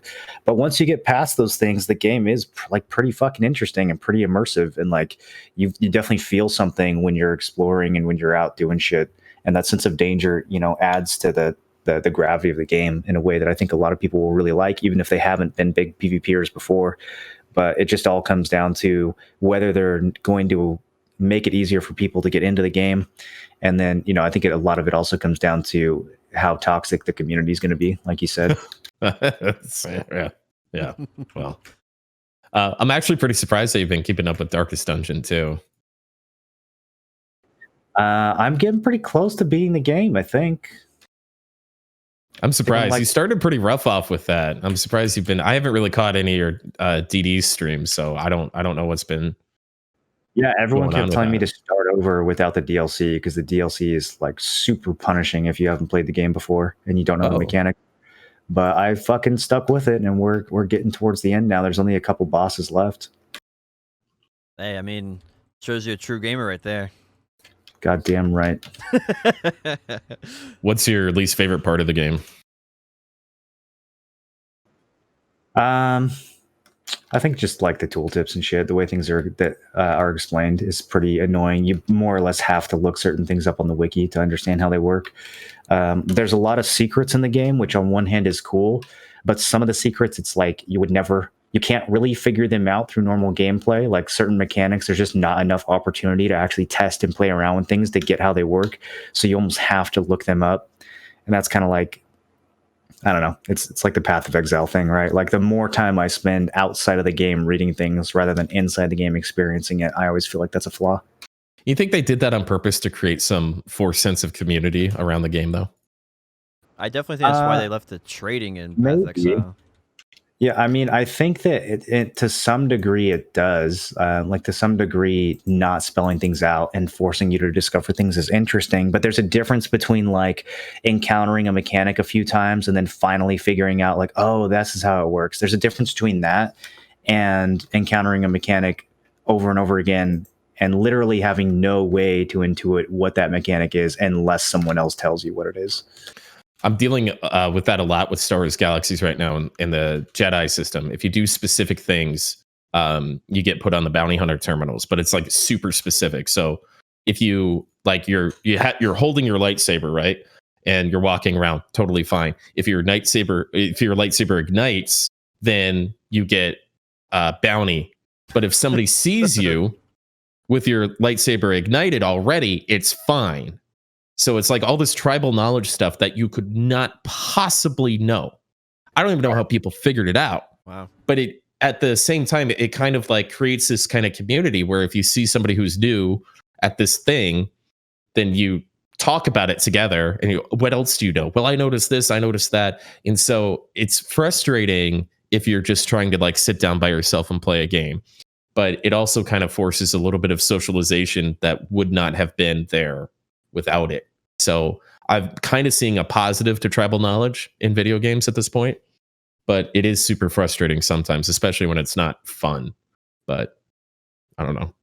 Yeah, I think the good thing about tribal knowledge is it's something that you can't just go to YouTube and figure out. And I think that really is a thing that really destroys a lot of modern games, is because you just go to YouTube and be like, what's the best build? And blah, blah, blah, and you find it out.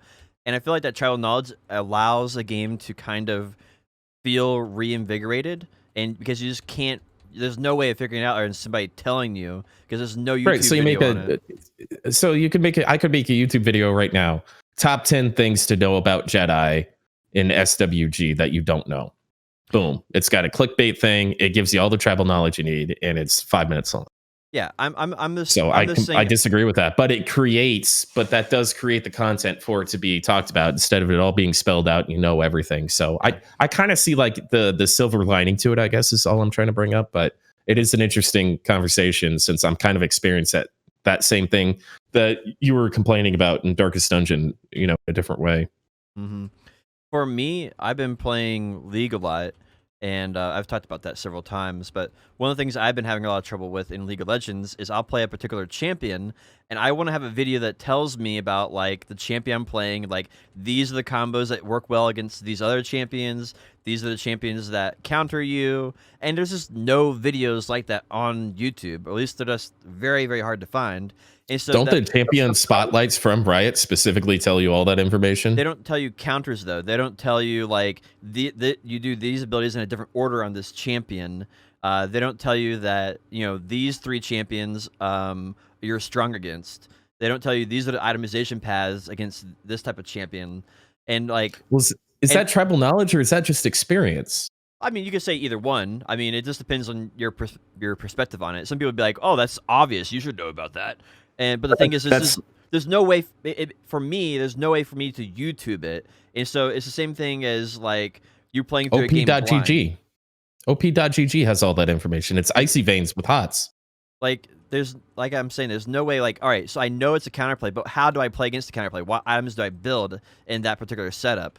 Like, you just can't find those videos like that. The only videos you can find are like an hour-long video of somebody playing so-and-so versus so-and-so at a high level, and you have to watch the entire 30-minute video to try to figure out how it works. And maybe it tells you, maybe it doesn't. And so anyway, my point is that it's I kind of feel like it's a similar. I'm getting a similar feeling to what you say about the Jedi skills or like Darkest Dungeon. Is like it's very hard to figure those things out on your own because there's so many champions now that that's not really what I'm talking about. Yeah, I kind of disagree with you, man.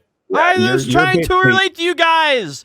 Damn it! You're just talking about like getting better at a game. We're talking about like you clearly. But yeah, aren't you trying to get better at the game?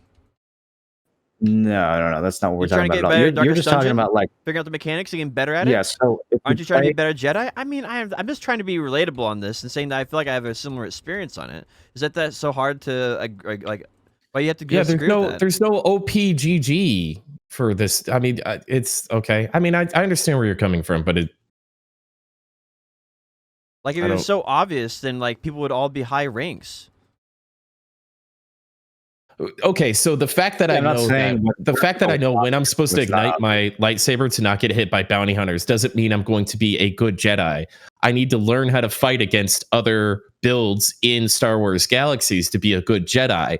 But the mechanics that the game literally doesn't tell you that people had to like theorycraft and find out is not the game's not popular enough to have an OPGG or an Icy Veins like it does for HOTS and League of Legends. So outside of that realm, outside of the things that Darkest Dungeon doesn't tell him, he's got to learn how to be good at that game. I've got to learn how to be good at that game. You're talking about just learning how to be good at the game.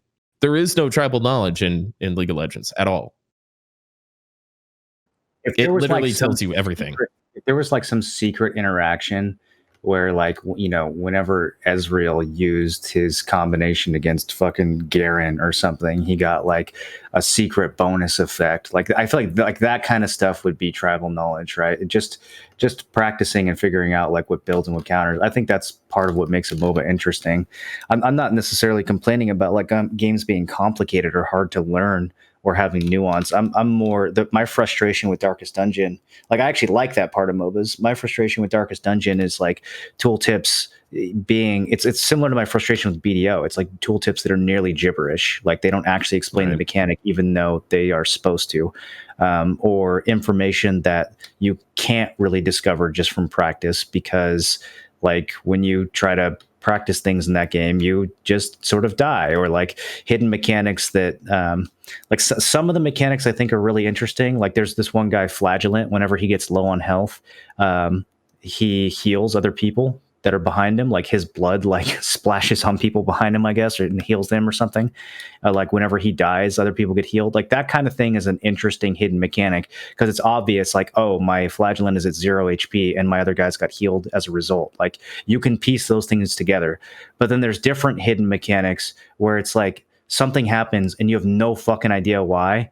And you'll see it happen 20 times and you still have no idea why that's happening. And you never will know why that's happening unless you ask someone else because it's so obscure. And that's the kind of stuff where I'm like, okay, I feel like this is a little... Yeah, right, so for League of Legends, anybody who wears sunglasses takes minus 1% damage or 1 damage from Leona. Like that's as close to League that Tribal Knowledge gets to League. Forgot about that. Yeah. But it's literally in a tooltip when you load in. Yeah, unlucky. I don't know if you see the difference, but I mean, it's just a matter of perspective on it. It's just like what frustrates somebody. The level of frustration just depends from person to person to person. In BDO, like people might find that, you know, having to walk to a node manager to invest energy or a value pack, you know, that might be tribal knowledge to them because it's just something they never would have thought of. It's just a matter of perspective, and everybody has their own opinion of what tribal knowledge would mean to them because of what they're willing to put up with and what they normally research. So I mean, it's just a personal thing. There's no right or wrong answer to it. It's just a matter of like what frustrates you and like what you don't like looking up, what you can't figure out on your own. And it's different people have different levels of that.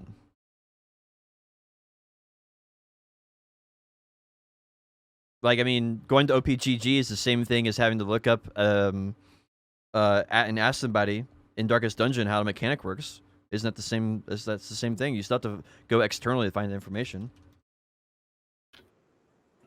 Anyway, I'm not really arguing about it, but it's just I don't see why, like, it was such a so hotly debated when it's just a personal opinion. Hotly debated. Yeah. Anyway, what games are you guys playing on? Playing anything on the horizon that you guys are excited about? Last thing I had for other games was New World came out with some a GIF of or like a short video of animations and how PvP is going. I guess they're focusing on PvP right now. And they also Amazon gave up the LOTR. Oh yeah, dude, they canceled Lord of the Rings. I forgot about that. Well, New World's not looking good. The animations are looking bad. They look super bad. They look rushed. Really? They look under developed as far as like money. Like they don't look good. They physically look cheap. They dropped LOTR. Every day that goes by, I have less and less hope for this game that has so little potential already. I'm not happy. Speaking of Lord of the Rings Online, the reason that happened is Tencent bought out the company that was making Lord of the Rings Online. They bought them out, and so the rights belong to, I guess, the company that got bought out. So Tencent was trying to negotiate with Amazon, Amazon was trying to negotiate with Tencent to get the rights to it. And both Tencent and Amazon both have their already MMOs in development, New World, and I forgot what Tencent's is. Probably, I guess, Riot Games' MMO maybe.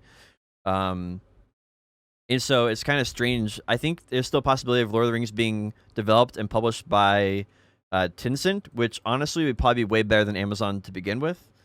Because I think all those assets still exist. It's just a matter of getting the Lord of the Rings rights, and I think that shouldn't be like a very hard thing for Tencent to do, I would imagine. I'm really curious what the like details of the dispute were. I wonder if it was over like monetization or something like that. Because I don't know if Certainly. Has Amazon really shown themselves to be like that bad of a publisher? They haven't had a chance. I think as a publisher, they'd probably do a good job. But I think the first time we'll know will be either New World or Lost Ark. I think those will be one of the first two. Well, they've kind of shit the bed with the publishing on. Well, I guess it's more the development. Yeah, I think they are absolutely dog shit at developing games and managing development studios to make good games. I don't know why that is, but they probably should have pulled a Cacao where they took a lot of. I played Guardian Tales on mobile from Cacao Games for a while, and they pulled so much from what they learned from BDO. They even use like BDO's little Black Spirit logo in Guardian Tales just to like pay homage to it or whatever. Yeah, the little And twirl so, thing on the Black Spirit, right? yeah, maybe they should have spent some time, actually publishing games before they dove into this multi-year, probably multi tens of millions of dollars project into starting an MMO from scratch when it's, such like you really have to understand the community and what people are looking for, because there is a clamoring. They're right that they should make one, but maybe they should have a little more experience around them and the community and the people that play it to figure out what they want, instead of just like throwing 6-figure salaries at people who are making, 5-figure salaries to try to make decisions and listening to Reddit. I mean, I feel I like actually think that they did a pretty good job with New World overall in terms of like the development. If you think of everything that goes into the development of a game like that, I feel like 95% of it they did extraordinarily well in terms of like how the game runs and looks and feels and everything. Like all they really fucked up was the content, which sounds like like obviously that's a big part of the game when it comes to an MMO. But I think they actually did a really good job with all the other stuff. And in a weird way, content is kind of like the easiest thing to fix. Like you can always change the game's content or change the game's balancing or change like the gameplay loop. I feel like the actual look and feel of the game is where a lot of MMOs really fall flat. And for their first game, I feel like they did a pretty good job. Like I actually really enjoyed fighting other players in that game. I just wish that content wise, there was a reason for me to do it. Like the actual PvP balancing and objectives were fucking horrible. But the new animations and the new stuff they're putting in looks cheap and rushed. Yeah, I haven't seen those, so I can't comment on those. It felt pretty fucking good chasing people around and blasting them when we played. It just got boring after 20 minutes because it was like, okay, we killed everyone. Now what? Like we don't win anything. Do you think the good things of New World that are inspiring to players or hopeful for players who are looking to maybe play in the future, do you think that is because of Amazon being good at managing the development of the game, or do you think it's because the developers are just good at making an MMO? Before I answer that, I want to respond to Moreland and say we won World Chat. We didn't win nothing. We won World Chat. Okay? True, but that has nothing to do with how good or bad the game is, right? We could do that in any way. I'm sorry. Rephrase that question. Maybe try to stab that again. That was a little ambiguous for me, Potion. What are you trying to ask? So, obviously, Amazon is a huge company, and like Amazon has lots of irons in the fire, so to speak, just like Microsoft does. And I think the so-called good things of New World are not because Amazon did a good job making a development team. I think it's more because the development team was good at making a good game, and so I wouldn't give Amazon the credit for New World and the good things about it. I would give that to the development team because they have 3 development teams, and of those 3 development teams, like only one of them has been successful. So I think that's more of just the development team. They clearly hired good people with no vision. I think that's all. I think that's the only way. I think that's what there's clearly a lot of talent there and just no direction. And like Tim said, just a huge lack of vision, but obviously they have talent. Like the game has a fuckload of potential if someone would just take a second and figure out what it's actually going to be about. But now what they've done is they've extended the game. They've taken in like streamers and influencers, perceptions of the early version of the game, and they've rushed all this shit. The animations look fucking terrible. They have all these closed doors, secret little alpha beta things going on. I think they have I think they're in a free fall, quite frankly. I probably have less. I have as much hope for Mortal 2 being mainstream as they had 1 year to fix being everything that was wrong, right? They had 1 year to fix everything based on their own. They want to launch the game properly. They delayed it by a year because of COVID. They just gave themselves rope to hang themselves with. That's all they've done. Like there was some pretty good hope last year when we played this. I was super excited about it. Listen to previous episodes. And all they've done with this amount of time is just given them more and more rope so their neck will snap even harder when they finally go live. They are doing that dungeon type of thing. It's going to be a multiplayer dungeon thing, which seems pretty cool. I hate being pessimistic with new games because we're so thirsty for them. But the more I see from this, the less hopeful I am. Do you think? All right, let's assume that those are placeholder animations. Do you think the new combat outside of the animation clunkiness, if they polish the animation clunkiness, do you think the new combat and its features are better for the game or worse for the game? I haven't been able to get my hands on it, so I've only seen a 1 minute clip. And if I had seen more, I would have had to have signed an NDA to not talk about it. So the only thing we can have a public discussion about is a 1 minute clip that they put on their Twitter. Yeah, and from that alone, what they had previously to what they're putting out now is a step back. Huge step back. You can tell they're pressured. You can tell they're rushed. You can tell they're trying to fill too many orders and they don't have enough cooks. There's no direction and there's no vision. They're talented, but they don't have a leader and they don't have a vision. That's all I can put together and figure out. It feels like they're trying to pump out features instead of fix the fundamentals of the game, right? Which is kind of like the same issue I have with Ashes of Creation. Every update of Ashes of Creation is, here's 180 new features we added. And it's like, okay, but the game, like immersion, like the fundamentals of an MMO are the thing that these companies keep missing. Like, we get it. You can add a feature that another game has had and you can spice it up. Like, we get it. It's not that hard. That's not what it's not what we're missing when we're playing these games. I don't know how you watch those Ashes of Creation videos where the GMs play it, hearing the Hikikomori Guildmaster bitch about the game in the middle of it. How did they hire him? I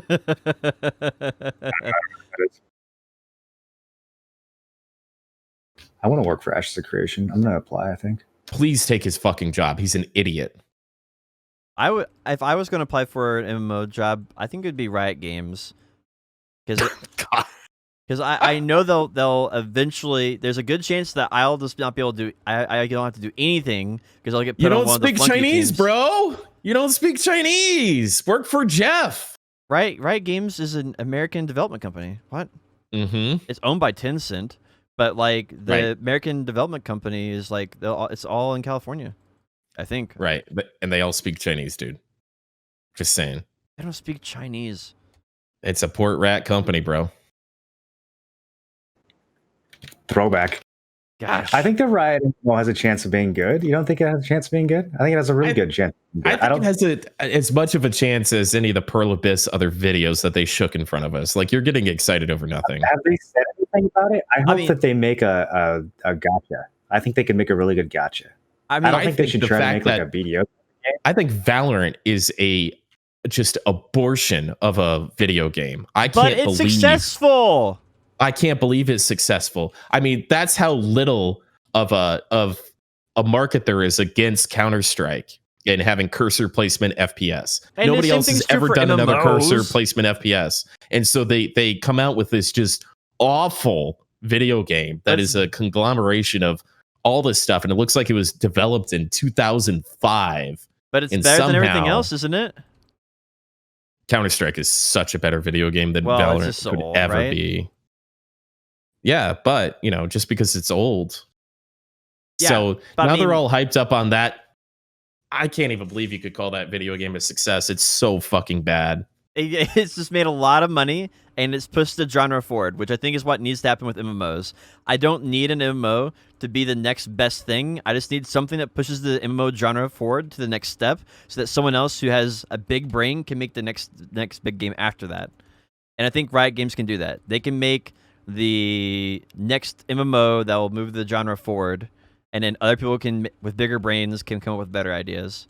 We need Blizzard to pull their head out of their ass. We need like an old school Blizzard to come back, but they're so stuck in their ways.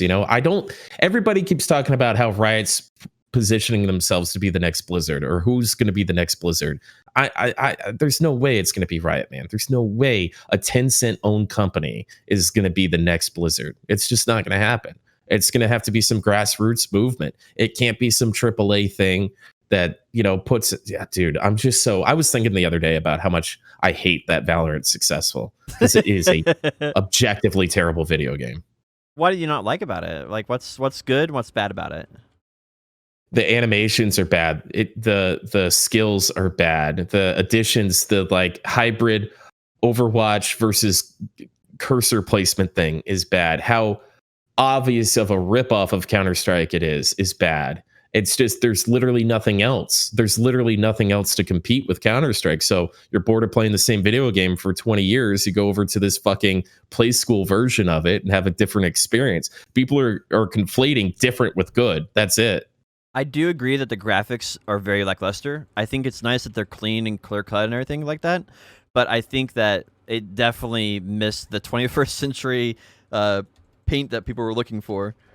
I'm so tired of that being acceptable for video games. We constantly like tread water or move backwards with money and development. It's just a race to the bottom all the time instead of like actually pushing things forward. If you're in 2000 thinking, wow, I'm playing Counter-Strike 1.1, I wonder what a 2021 version of Counter-Strike is going to look like. Worse. It's going to look worse. Well, and it's going to play worse. I do think that one thing that Valorant does really well is visual clarity and network latency. Those are the things I hear they do well at.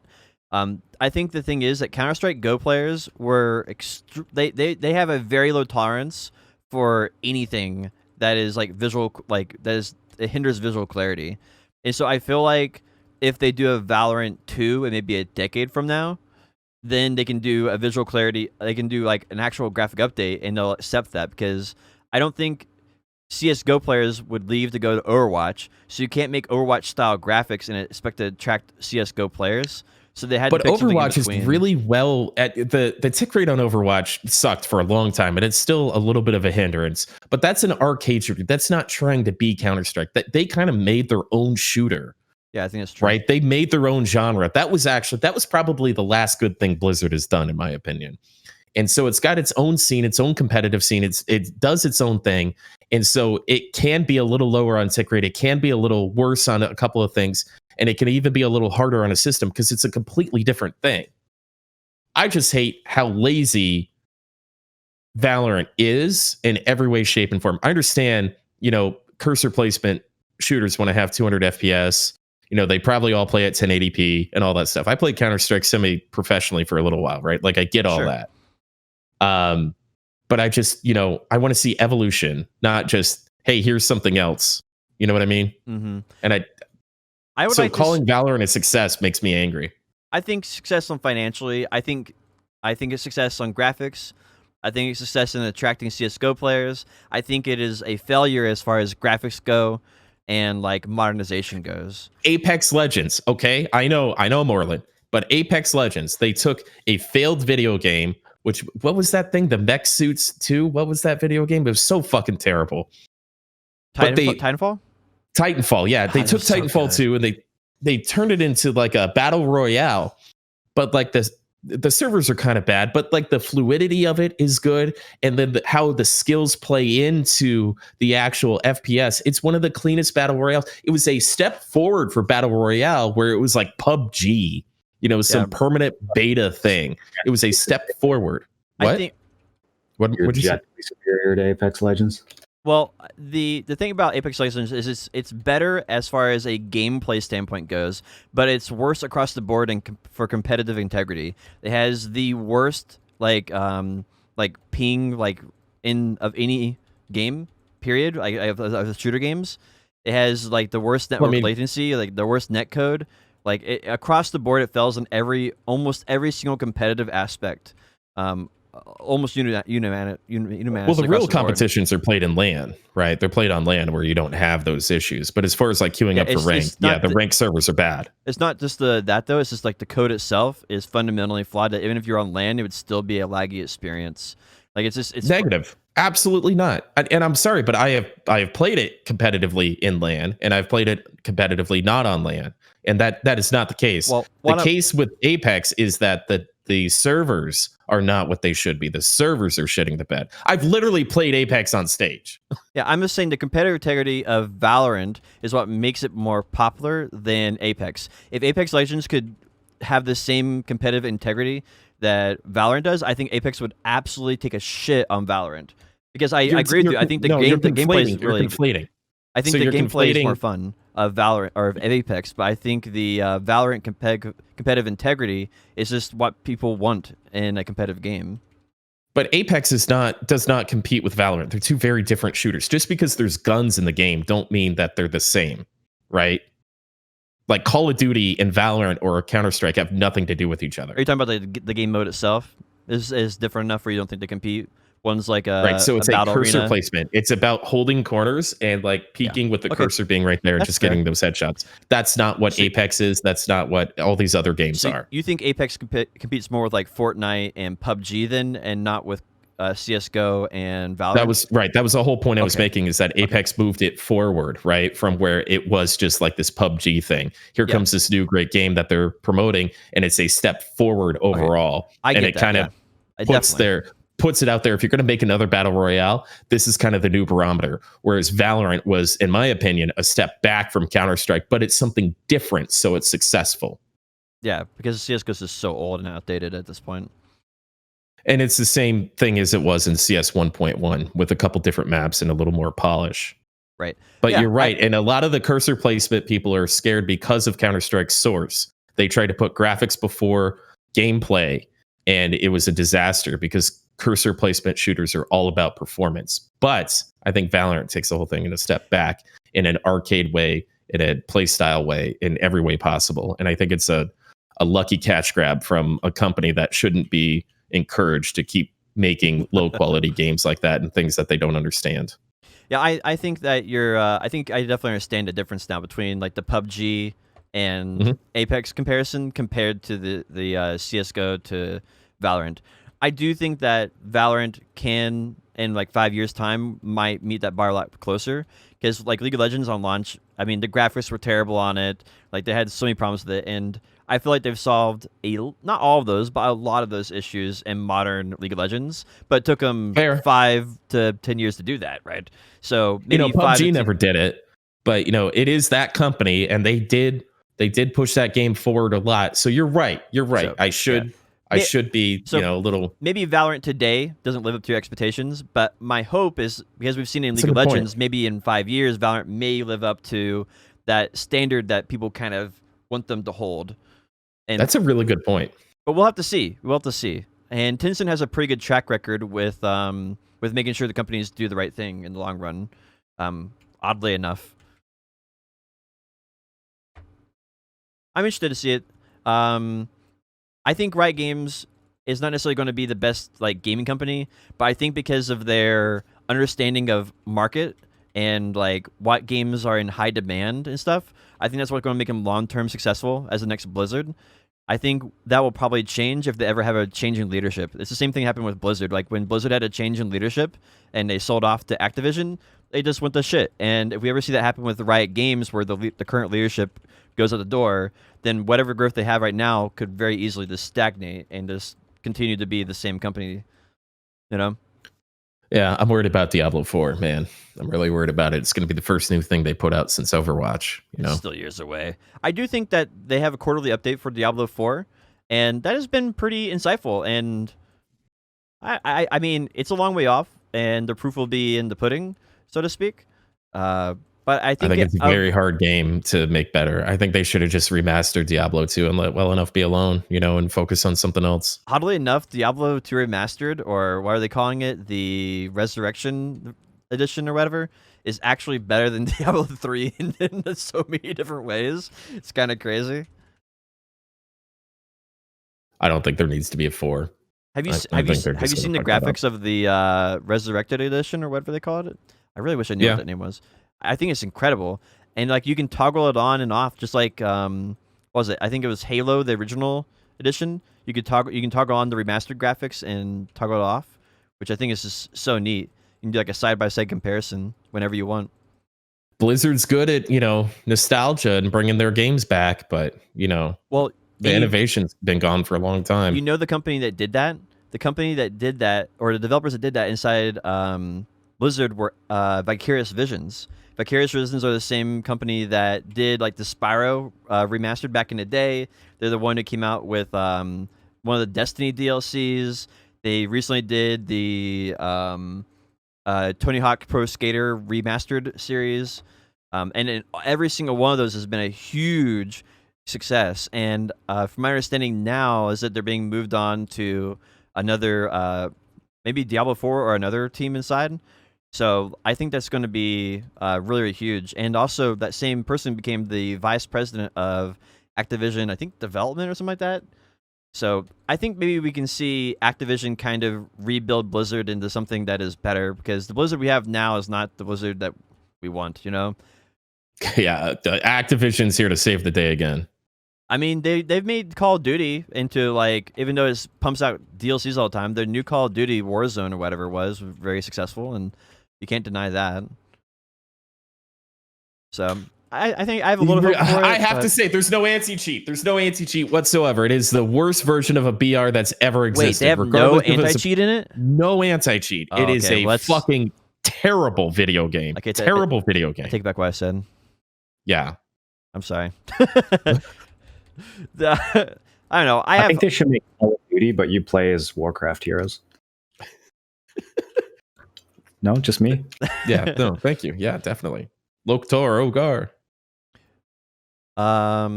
That's about it. Do you guys have any other games you guys want to talk about? No, I don't. No. I talked about Star Wars Galaxies. And I really feel like there was a game to talk about, but I can't think of what it is. WildStar 2. Oh, yeah? Maybe it'll last longer than 6 months. I'm trying to think if the Cyberpunk had some news recently. They're fixing the game finally, I guess. Mm-hmm. It's not fixable.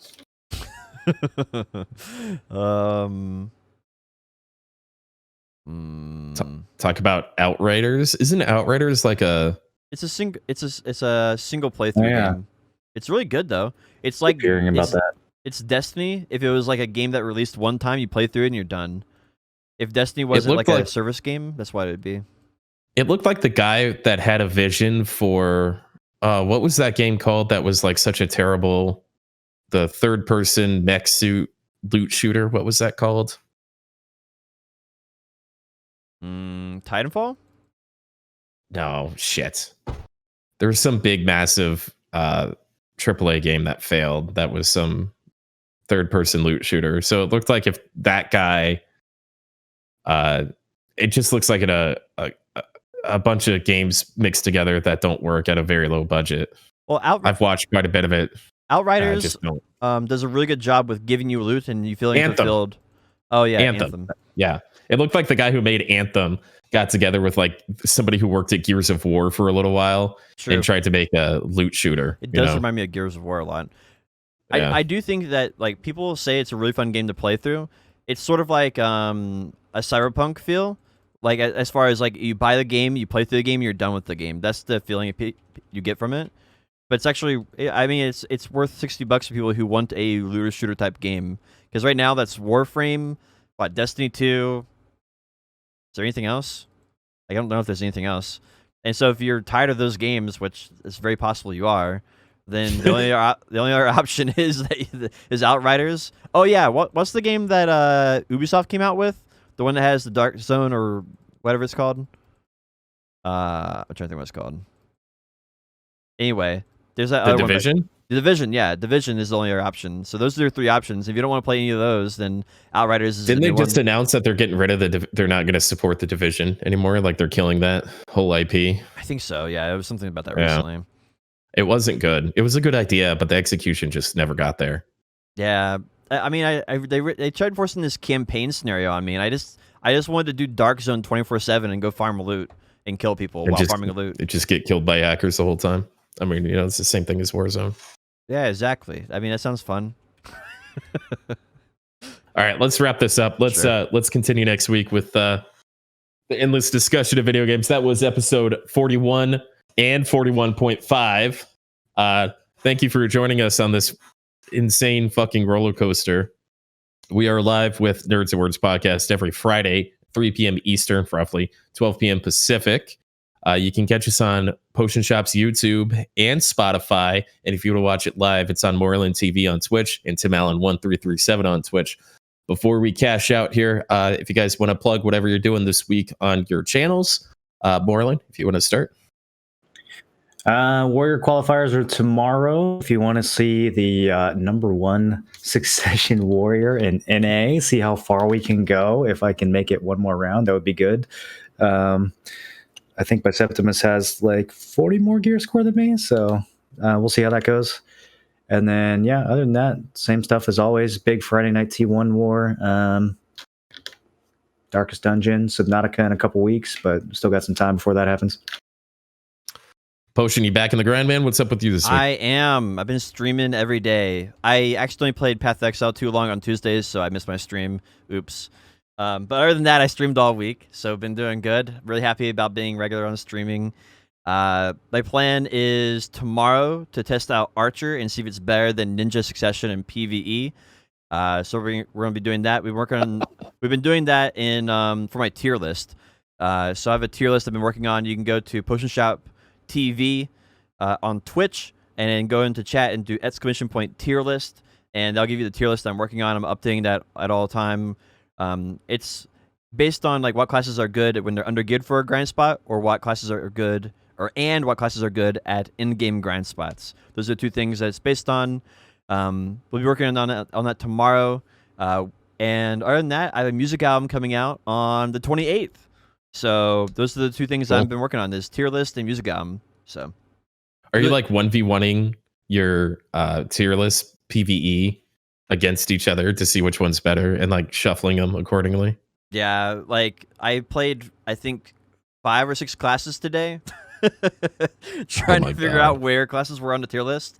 Like I probably did Maywa Awakening, that is. We did Succession Ninja, playtested Lawn, playtested Sage Awakening some more today, to give it more accurate on the tier list, because I had it way too low, honestly. Good for you, man. I'd rather drink toilet water than do any of that. Yeah. So anyway, and there's a limitation because I don't know. I don't have I'm usually only good with one of the 2 versions of the class, right? So like when I go and play Maywa, I have really never played Succession Maywa. I did it for like maybe 5 minutes. So all my experience is on Awakening, and so I don't really even have a way of even judging it properly because I can't play the class. So I think it takes a lot more patience and time than you're probably giving it credit for, but I'm sure you'll figure that out. Well, I mean, I have half the classes in the game at 62 now, and I have 63 Lawn and 66 Sork. So I've been putting in the time for it, but it just requires more, and I don't think I'll ever be able to put enough time to ever get it there, because by the time I playtest one, I'll forget another one, or they'll buff something, and so it'll never be perfect. But the idea is to get to the closest that's out there in BDO. I want to have the best tier list that people have that can realistically get their hands on right now, and no one else has as many 62s or putting in the time for it. So I mean, I have nothing else to do in BDO. I'm just bored, so might as well do something that's helpful. Anyway, that's it for me. Fair enough. I'm going to continue. I think my BDO streaming is going to be pretty limited to T1 Node Wars for a while. I'm not really in the mood to grind, even though I've started quite a nice little bank for some upgrades. I did a Siege last week. I forgot to talk to you guys about this. And I had an AP stone. I had a 250 AP stone that I looted throughout the week. And it was the worst experience I've had in 2021. I was on Balanos and I couldn't kill anybody, even with an AP stone. It just, it just, the time to kill just doesn't matter. It's just, you get zerged or you zerg. So it was very unfun. So I'm very much looking forward to the return of T1 Fight Night on my stream tonight. And then I'm 99% sure I'm going to go to the T1 podcast again too and stream that, do that whole thing. So it should be interesting. I've been gone for a couple of weeks on that, but lots of Star Wars Galaxies and T1 Node Wars on my stream. I'm going to stay off the camera as I continue. The lights are just giving me a headache, so I got to keep getting better. But I appreciate you guys' time. Fun as always. On behalf of Moreland TV, Potion Shop TV, I'm Tim Allen 1337. This was Nerds Awards episode 41 and 41.5. Have an excellent week, and we'll see you next week.